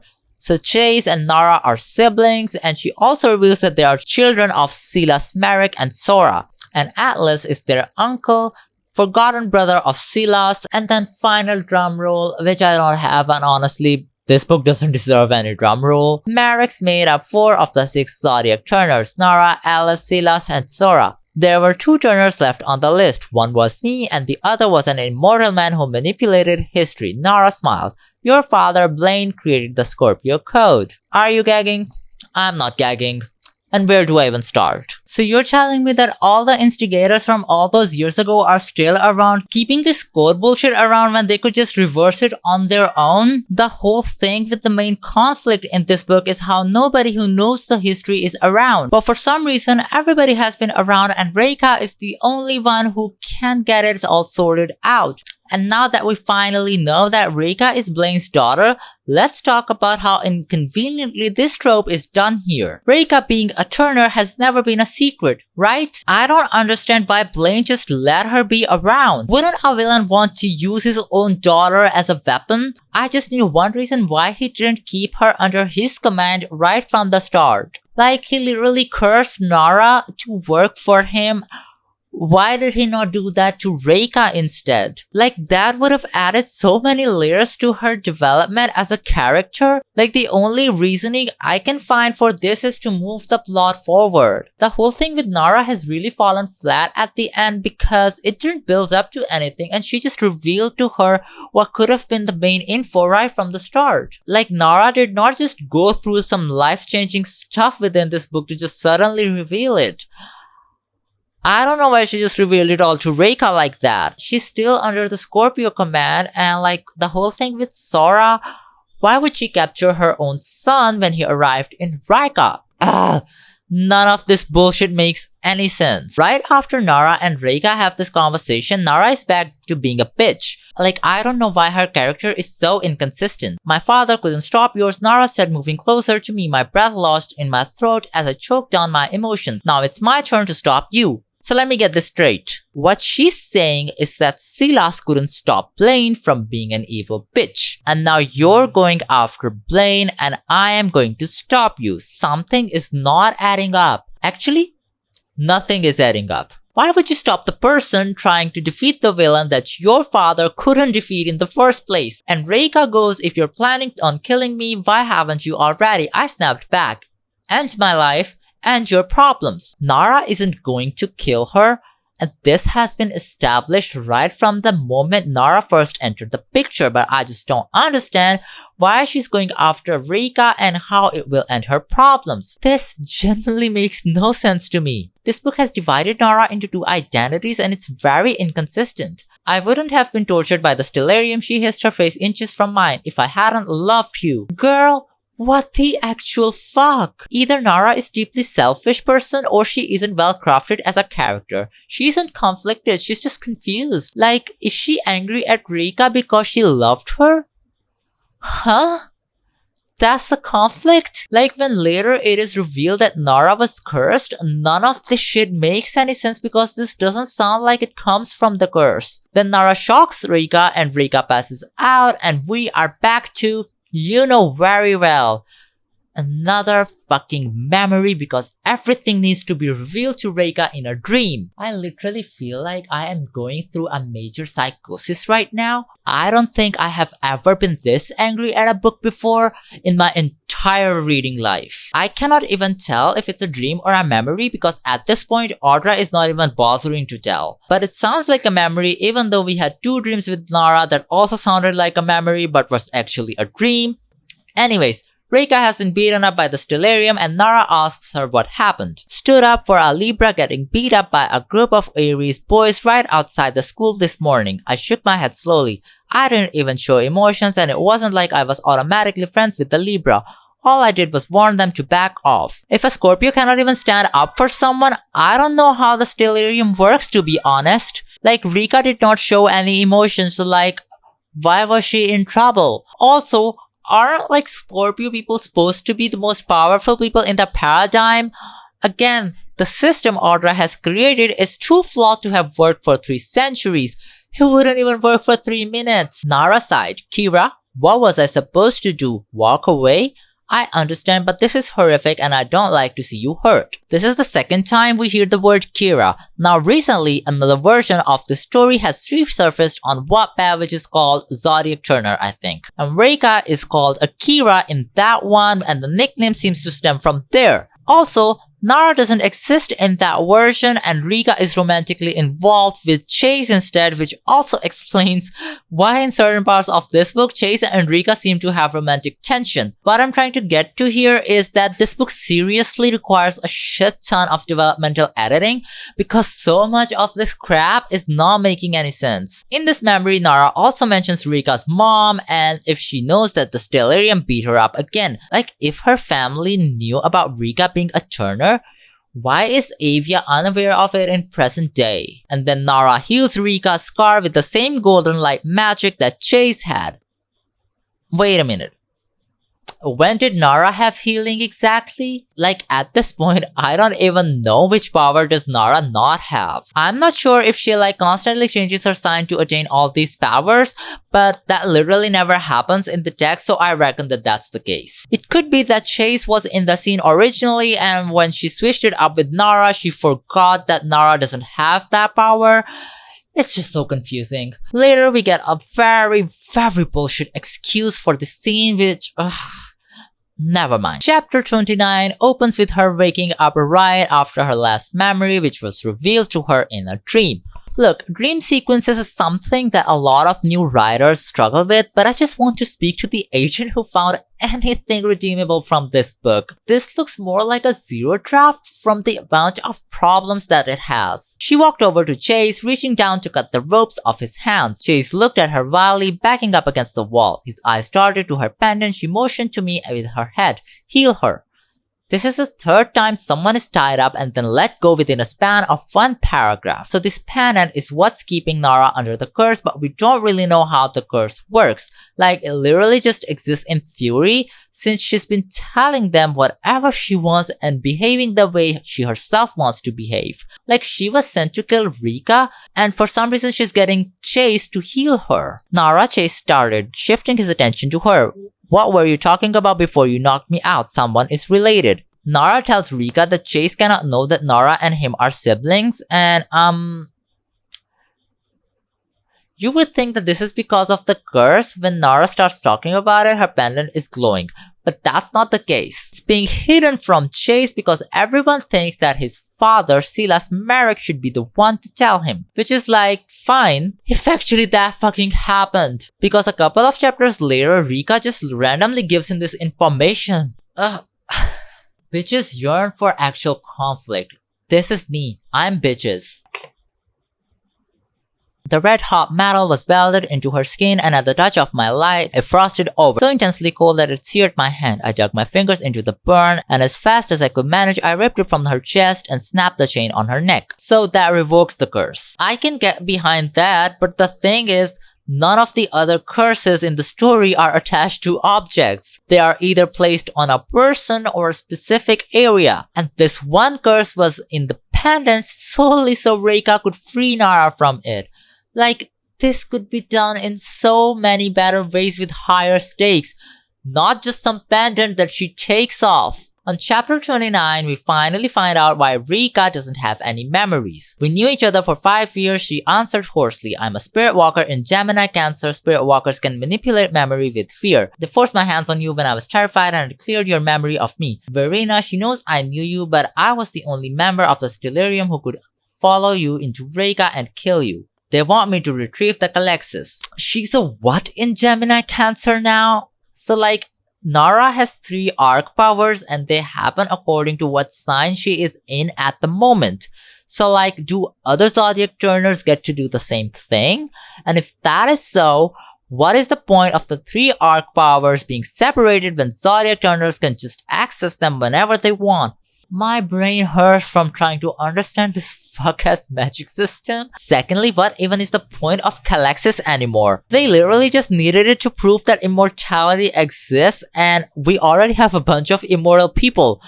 Like, oh my god. How much do you remember? Not much, it was 5 years ago. I shook my head, shivering with nervousness. I don't know why I'm only remembering now, I don't understand. Her brows furrowed. The only people who can restore or remove memories are spirit walkers. Rika doesn't know who has been restoring her memories, which we will get back to later. Right now, I just want to know why did Nara not restore all of her memories right after the curse was gone? This just told me that there are going to be more memories spread throughout the next few chapters, which will be really inconvenient to go through. Rika asks Nara to join them, but for some reason, she doesn't. They told me they'd take away my memory if I didn't bring back the Calexis. Nara blinked the tears away. If you get the Calexis, the code is at risk. If they get it, they'll never have to worry about the code being threatened again. First of all, why did they not take her memories away to turn her on Rika in the first place? Secondly, Nara was here to kill Rika, not retrieve the Calexis. Nara is supposed to go back and then return to get the Calexis. That's the actual timeline of the events, but Audra messed it up again. Also, I don't understand why Blaine did not use Rika for this entire thing and instead went for Nara, who is his rival's daughter. Like, wouldn't it have made more sense if Rika was cursed to do all of this? Am I missing something? Don't tell Chase. She pressed the hands together. There is a reason Fulbright and Sora haven't told him. It'll make sense later. It's for his sake. But when Nara was under the curse, she was unable to tell him that because the curse was stopping her, right? Why are we contradicting that now? Also, none of this is for his sake. It's for the plot and this non-existent conflict's sake, because eventually when he finds out, there are literally no repercussions. Nara, you should come with us. You would be safer. She looked over at Chase and grabbed my arm to pull me closer to her so he wouldn't hear. I'll repeat myself, Blaine cursed Sora and Fulbright away from me. Sora is in that village. I don't know how this specific curse works, but it is very conveniently not attached to an object. Later, it is revealed that Atlas actually revoked this curse a month ago. And here Nara says that she'll tell the Stellarium that she didn't find Rika in the village, when just 1 page ago she was saying that she's here to get the Calexis. Which one is it? I don't know, man. Rake and Chase return to their guest house and it's all cool because Chase already met Avia by dream seeking her when Nara had captured them. I glanced up quickly and looked over at Chase, Sora, his mother, an immortal Zodiac turner, the wife of Silas Marek, who had a war blamed on who she fell in love with. The entire time, the living proof that the Mareks weren't a myth was traveling with me. I think I'm losing my mind trying to understand what the fuck is the plot of this book. The problem is that they needed to prove that the Mareks were a real thing, right? And I don't understand what is the point of Calexis when these people could just like show up and tell everybody what's up. This book makes it sound like that Scorpio people deliberately want to abide by the code, and another thing that's really bothered me is that we get to see like 3 Scorpio people in total and we're just following one of them. Like, I have no fucking clue what the living conditions of Scorpios are. Like, we just see the Stellarium being batshit crazy and that's it. Like, if people don't want to abide by the law, how will revealing Calexis make any difference if it's your government that's oppressing you in the first place? Kaya had taken my clothing to a material shapeshifter somewhere in the village for repair while I showered and rested. Presumably to a material shapeshifter somewhere in the village. Rika is so powerful that she can summon Zodiac wheels without even wanting to, but shapeshifting is where she draws her line. I get that Rika is all sick and tired, but Chase is also in the same condition, but somehow he was able to dream seek Avia. Also, like, now the book is calling them material shapeshifters. You mean transmutators, right? They are going to have dinner with Sora at a restaurant. I think you've done enough healing, Avia said, pushing him out of the door. Stop being a doctor, let's go. In part 1 of this review, I talked about how doctors are mentioned in this book when they are not really a thing in this world. And the book makes a stupid distinction that a doctor diagnoses the problem and healer is who heals them. And here it's again contradicted. So they go to see Sora and tell her all that happened. I'm sorry, we've been out for a day. Chase apologized. We went into the woods and a monster attacked us. Like, I was expecting an explanation for what the safe area was suddenly not safe. Like, wouldn't it raise any alarms considering how someone is literally trying to change history and the entire government is behind her? But it turns out to be just a dragon. Where did dragons come from in this book? We have no fucking clue. Sora says, we have not seen a dragon in those woods for ages. Capricorn typically keeps them much farther north. Like, this is so random and just came out of nowhere. Safe to assume the entire scene existed to set Nara up. Also, now that I know the ending, this dragon was also setting up the ending of the book. But like, this thing is literally never established before, and it just felt so random. Sora talks to them about the arc powers and it's a mess. And I'm even more confused about spirit walking. There are different skills that are far past my current level of ability. Spirit walkers are capable of memory alteration and astral travel. I need to begin studying the stories of the stars. Earlier, it was established that spirit walking works only with Libran healing, but now there's other stuff that doesn't require Libran healing. It's like Audra adds on stuff according to convenience. With the lack of Libran healers, we have experienced increased illness, a decrease in the overall number of healers. Is having more Libran healers in Guardian the only way to repair that imbalance? Chase asked hesitantly. Like, if Chase doesn't have Libra children, will they be Libran healers or not? Zodiac turning magic emotion. You are a living representation of the balance in magic systems in all 12 signs. Since the lack of Zodiac turners, Guardian has experienced a decrease in functionality in all powers and a heightened tendency for political and emotional imbalances in society. How does Zodiac turning provide balance?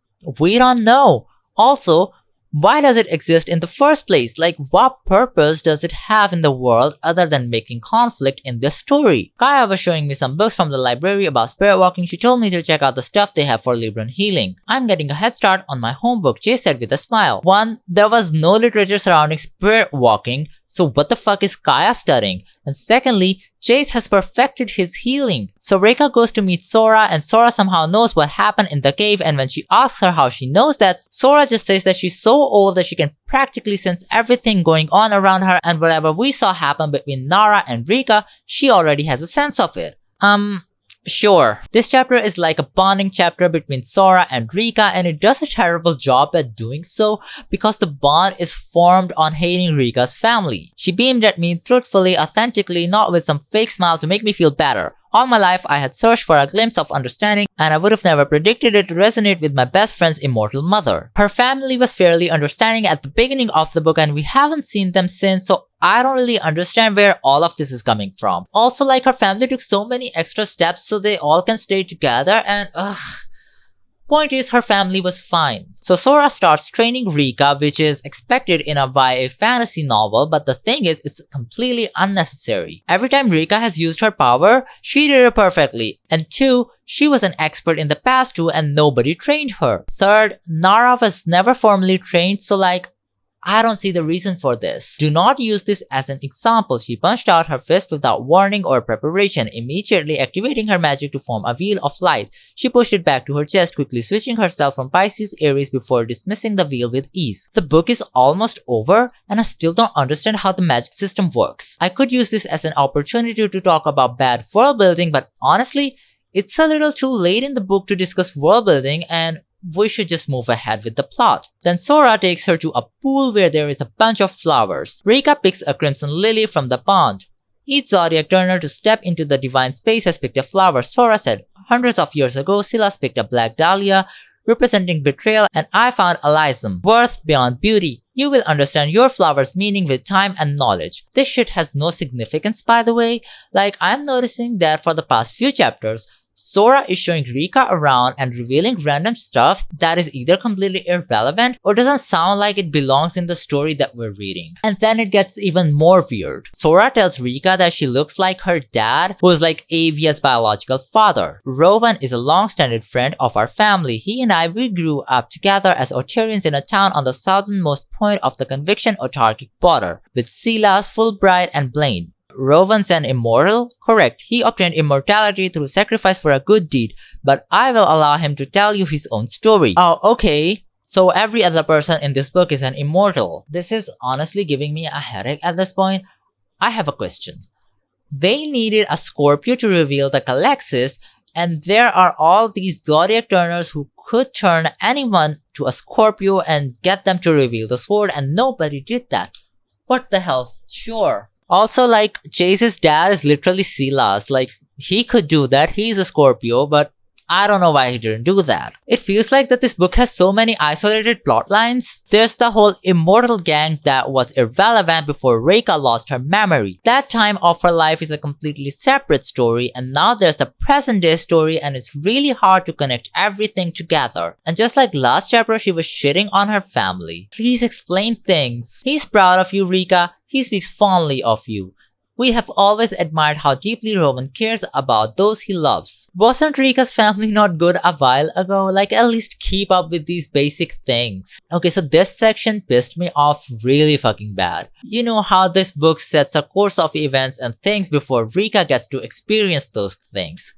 We finally get inside of what's up with her memories. So Ellis gave Rika a compass before she left the hub. I honestly have no recollection of it, but I'll pretend that this happened. You also told Rowan of Nara and he would update us. Rowan is a spirit walker. They can restore or remove memories. He gifted that enchanted compass to you to aid you in recovering your memories of her. So her dad is a spirit walker. Remember that this information was necessary like 20 chapters ago, but it was just kept from us? Was there any specific reason?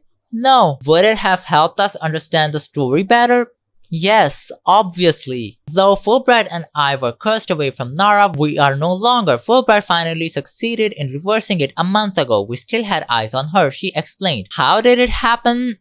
How did the curse work in the first place? Why did it take so long to revoke it? No fucking idea. Why didn't he restore my memory earlier? Using Nara to erase your memories was the Scorpius Stellarium's final attempt at forcing you to conform. If you were to remember her and rebel again, they would have considered killing you. She tilted her head at me. When the Stellarium sent Nara to assassinate you, Fulbright knew. He told Rowan, who decided it was the right time to return the memories you had mentioned to him. Okay, so at the beginning of the book, we had this ceremony where Rika had to give all information about herself. That was clearly bullshit because the government knew about her all along. And secondly, why did they hand her over to her family instead of like keeping her close or using her for their gain? We have no fucking idea. This is all bullshit. Like poop straight out of butt. I wish I could laugh at how terrible this is, but I'm just angry. And then Atlas is here. You will be wondering how he appeared suddenly. As of 5 minutes ago, I transported. Atlas glanced at his wrist. He didn't have a watch on. He looked back up, pointing at me. You, don't question the transportation. Arcturus gets special privileges. Are you for real? You're telling me that he could have just transported Rika to Raika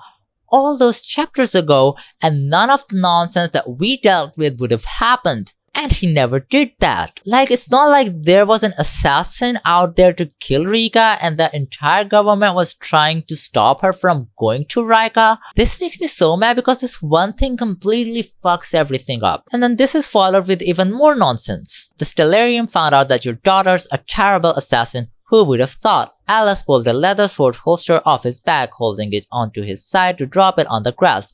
She's on her way.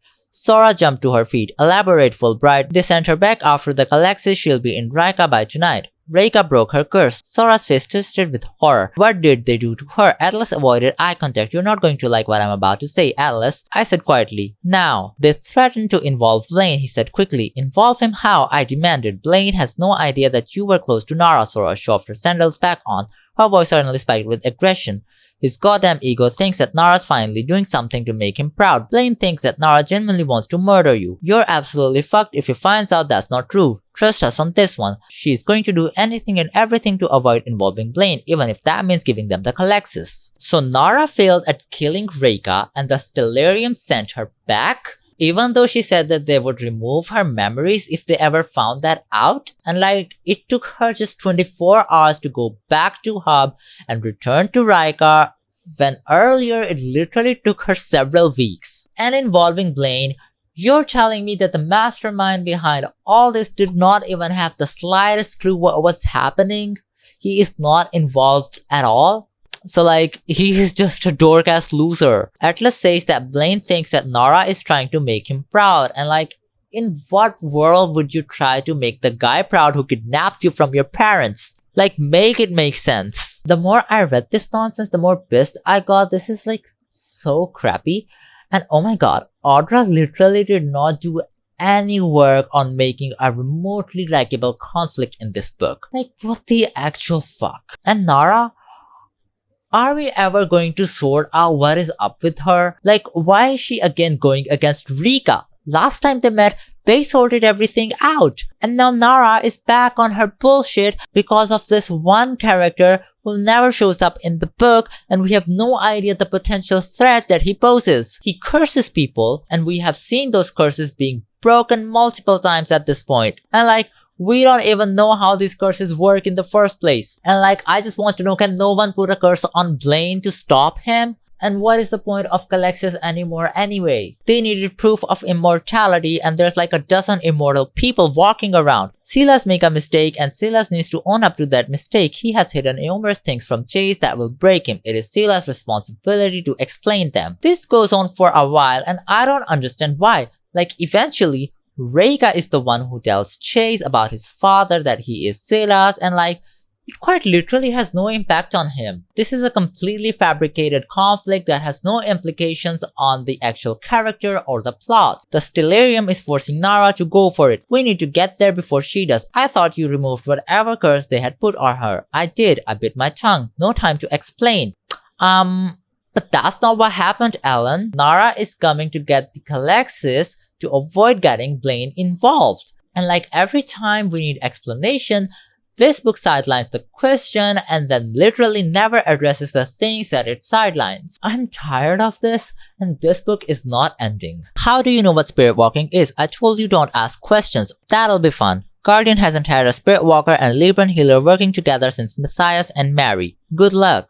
Again, don't ask questions crap. And secondly, I thought spirit walkers needed Libran healers to work. It was a very important thing during the war, and now it's no longer a thing. What is going on?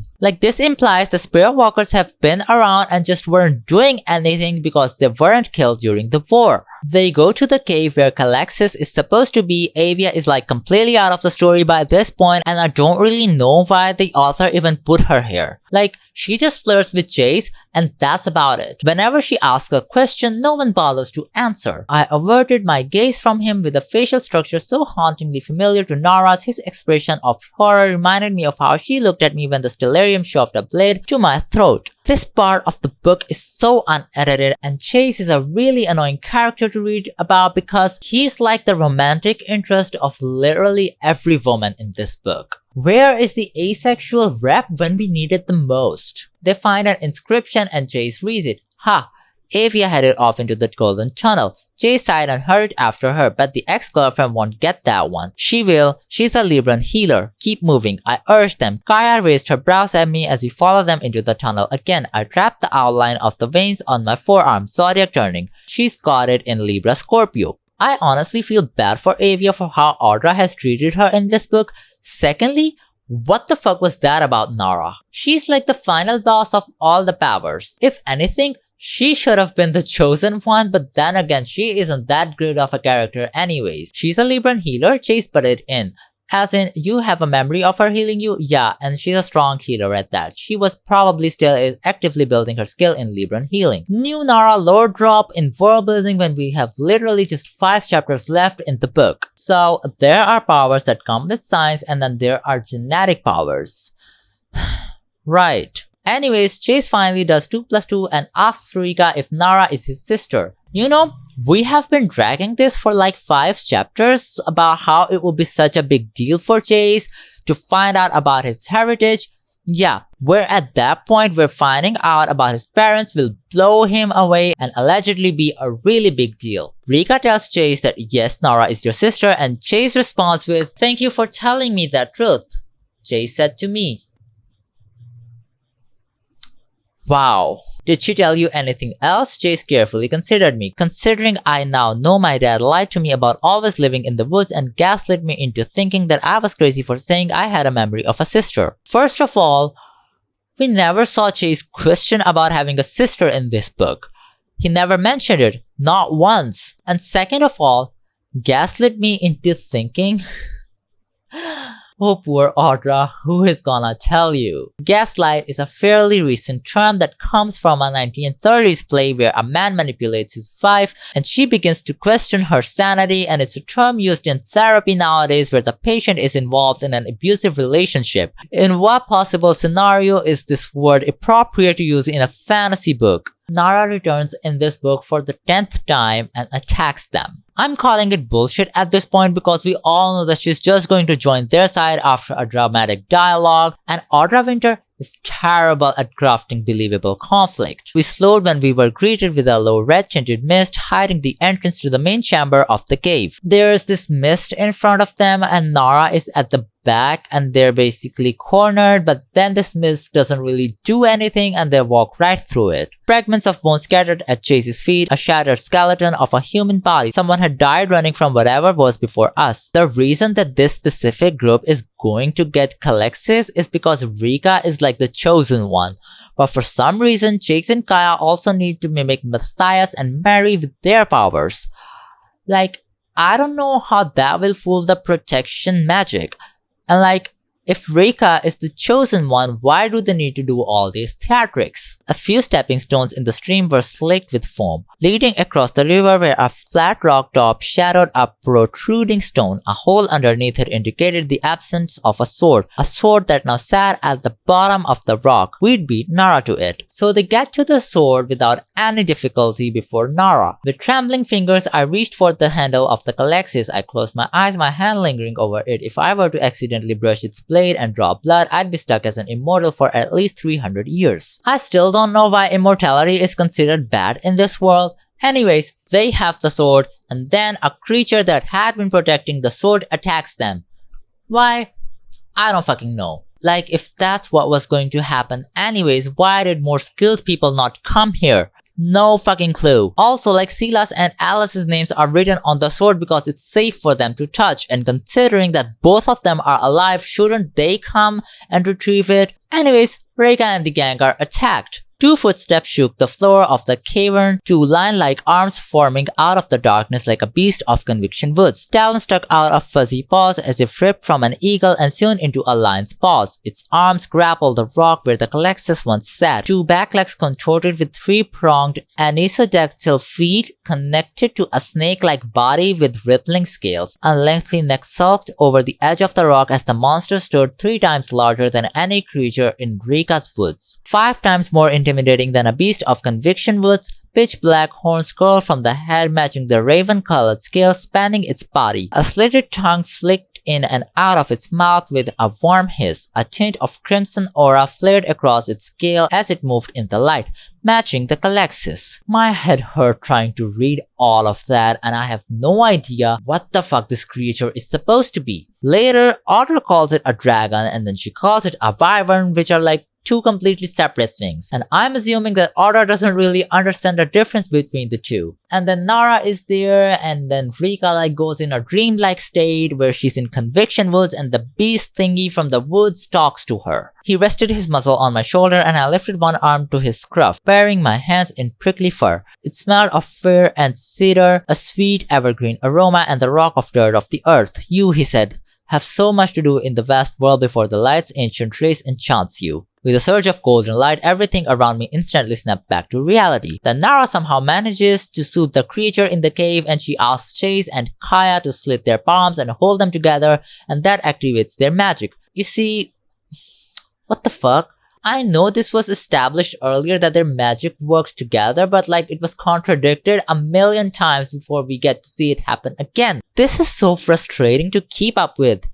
Anyways, somehow this works and the beast lets them go. Like, I find it really bullshit that they just trick the magic system. Oh my god, this is giving me brain damage. Anyways, now Nara wants the sword and doesn't let go of it. Not that this book was overflowing with creativity, but by this point, you can tell that Audra had run dry of her creative juices, even by her standards. They're having a conversation, and also like Nara is still weird, and I just cannot tell what this woman is trying to do. Nara explains the family tree to Chase because apparently it doesn't matter who gives him the information anymore, and then it gets even worse. Who's Atlas related to in that group? Brother to Silas, he's our uncle. That makes so much more sense. Chase held the bridge of his nose. Realization struck him. Oh my god, the eyes. You all have two different colored eyes. Yeah, Zodiac turners have heterochromia. Nara said, the fact was wiped from history to protect Blaine and evidently the rest of us too. Fine. I can get behind the reasoning that the fact was removed from history, but there are like 6 people in total with heterochromia, and you dork-ass losers couldn't just do 2 plus 2 until now? Like, you're telling me that Zodiac turners have heterochromia and these people just couldn't point that out? Are you fucking kidding me? I am so... oh my god. I don't even know what to say at this point. And then Reika has to explain basic shit to Nara so she doesn't forcefully take the sword away. Like basic stuff. Like the stellarium will not stop no matter how you bend to them. And I'm like, is Nara 4 years old? Like, I don't expect much from Audra at this point, but this is still like comically bad conflict. If you take the sword to the Scorpio stellarium, you will betray your family. I tightened my own fingers around the leather handle. Your father would wish for you to let go of the weapon that made your family a myth. Her eyes narrowed. I am not my family. You are your family and I am mine. Act like it. I didn't move. Didn't dare allow a single muscle in my body to twitch. You will break every promise you made to me, and you told me that you would tear anyone apart who laid their hands on me. You fought the code with me, for me. Like, this is only giving immature writing because like, Nara already knows all this and doesn't need someone to remind it to her. Like, the entire thing was that loving Rika had caused her so much harm, and like, I don't know how this is helping. Eventually, Nara lets go of the sword, but then she just stays with them and like, I don't know. I feel like it was already done when Nara had first come to Rika. Her going back and repeating the whole conflict did not do shit to the plot or the characters. It just felt boring and repetitive. So like, I'm sitting here thinking, what the fuck? Was this low-key it? The entire conflict of the book is resolved between the main characters, and the villains were missing from the scene for majority of the book. Like, where is Blaine? Where are the rest of the immoral people? When is Rika going to reverse the code? Do you know where the fuckhead is now? I don't know, she admitted. But I do know that Verena is his puppet. I am not surprised at all. We see Verena once and we never even get to see Blaine, who is allegedly the main villain and all-powerful. I'm not gonna lie, I was expecting a poorly written fight. I had set my bar in hell and Audra somehow managed to get it even lower. My head hurts from reading all this text. Not a lot happens in the text other than some usual contradictions, so I'll just tell you what happens in the last 3 chapters. They come out of the cave and Sora and Atlas are outside. Chase and Sora have a little crying session, and the rest of them, including Nara, are standing around awkwardly, not knowing what to do with their hands. And then he says, I missed you so much, to Sora. Like, I get that he missed having a mother, but like, this is still very awkward because he's never seen her before. And then she says she'll be there, and it's so weird, like, you could be there by revoking the curse or getting Atlas to revoke it. Like, it was bullshit. Like, it was either plot convenience that the curse couldn't get revoked for so long in the novel, or that they just never tried. And like, at this point, nothing is happening and I don't know why the book hasn't ended. Like, we still have 3 chapters left. Chase and Avia are now in a relationship and Nara and Rika are back in their relationship. Fuck Kaya's drag, I guess. Funny part is that the plot convenience never ends. So Nara takes a bath, and when she comes out, her hair is dry. When Rika asks her how she did it, Nara says that Zodiac turning gives her fire abilities. I'm obsessed with how Nara has done everything that she needed to do to move the plot forward. And like, when she needed to kill Rika, she didn't,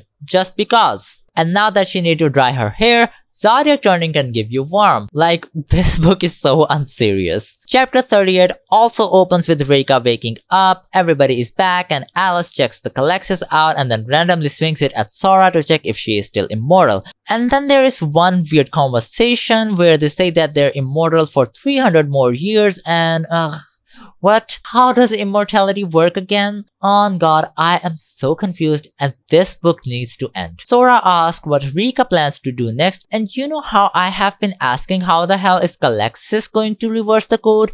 Fun fact, Rika also has no idea how Calexis is going to reverse the code. Man, this is so bad. Alice tells Kaya that her mother is also a Libran healer, and I was wondering how Kaya never knew this because like did no one ever need it back at home? Also, she's immortal and like Kaya's introduction was that her mom sent her and now she's surprised that her mother is in on it? Huh? Audra, why do you keep forgetting stuff? This shit pissed me off so bad. Atlas says that they've been shapeshifting into children and they grow up and become Arctura leaders and they've been doing it for 300 years. Like, what the fuck? You can shapeshift into children now? Like, what the actual fuck? And then there's more thing that Chase doesn't know that Silas needs to tell him. Then they ask Rika what her plan is, and I was really confused because this plan was very much not Rika's, and Atlas had orchestrated the whole thing for her, and Rika says that I guess presenting the information we found to the public and electing a new Scorpio leader. She guesses? Seriously? That's what they're going to do? This is so stupid. I'm still finding it difficult to understand how Scorpius delirium works when the code has been bullshit right from the start. And like Zodiac turning is not limited to Scorpio people, so how does keeping Scorpio under control keep Zodiac turning away? And like if these immortal people can just give birth to more Zodiac turners, why did Blaine just let them go? There are so many questions that this book leaves unanswered. I wasn't expecting it to have good answers, but I wasn't expecting no answers at all. Alice explains their government structure and how many votes they need to change the law, and I don't know the math, but this was just a bunch of bullshit for which the Calexis was literally not required. They just need a few Scorpius delirium to change the law. I want to pull my hair out. Like, it would have worked just fine if somebody said, hey, maybe let's not do the code. And the thing is, no one follows it anyways. Nara says she'll vote because she's in the Stellarium, but then Nara is not a Scorpio, which means she couldn't count as one, even if she changes her sign, so the whole thing was just a bunch of bullshit as well. Like, after reading through the whole structure, I was like, why would Blaine create a system that was so easily manipulated? And like, how come it has survived for so long? Like, whatever happened in this book was completely unnecessary for the actual conflict. In the last chapter, Rika and Nara go for a walk and Nara tells Rika why they survived the woods. Turning, healing, walking. We're immune to the woods. It also protects those they love, their families. The magic of the woods is centered in balance and balance is often achieved through love itself. I am not going to lie. This pissed me off so much. I was expecting a better reasoning why these people can survive in the woods. Like, I can get behind it, but I don't get why the woods attack other innocent people. Like, sure, they can hurt the bad guys, but it was stated earlier on in the novel that only these few people are immune to the woods. Anyways, I hated this reasoning. She tells Nara that she loves her even though not all of her memories are back, and also there was practically no build up for Rika and Nara to be in love, so I'm so mad at this, honestly. And then the book ends. Yeah, no nothing, no big fight to bring down the government. Like, girl, be for real. That was it. I am so glad that it is over. And my final thoughts? I don't even know what to say. Audra, girl, why? Like, I genuinely don't understand why this book was ever considered ready for publication. There are so many structural flaws in the book, like the world building doesn't work at all, the characters are inconsistent, and the story is just a bunch of bullshit at the end, and there is no real conflict. I don't see any redeemable quality in this book, and like, how do you even defend this shit? I have spent so much time on this book and I would need some peace in my life for now. If you guys like this video, please consider supporting this channel because like, oh my god, I really did all this. But like, I did it to myself. I'll see you guys in my next video, and until then, goodbye.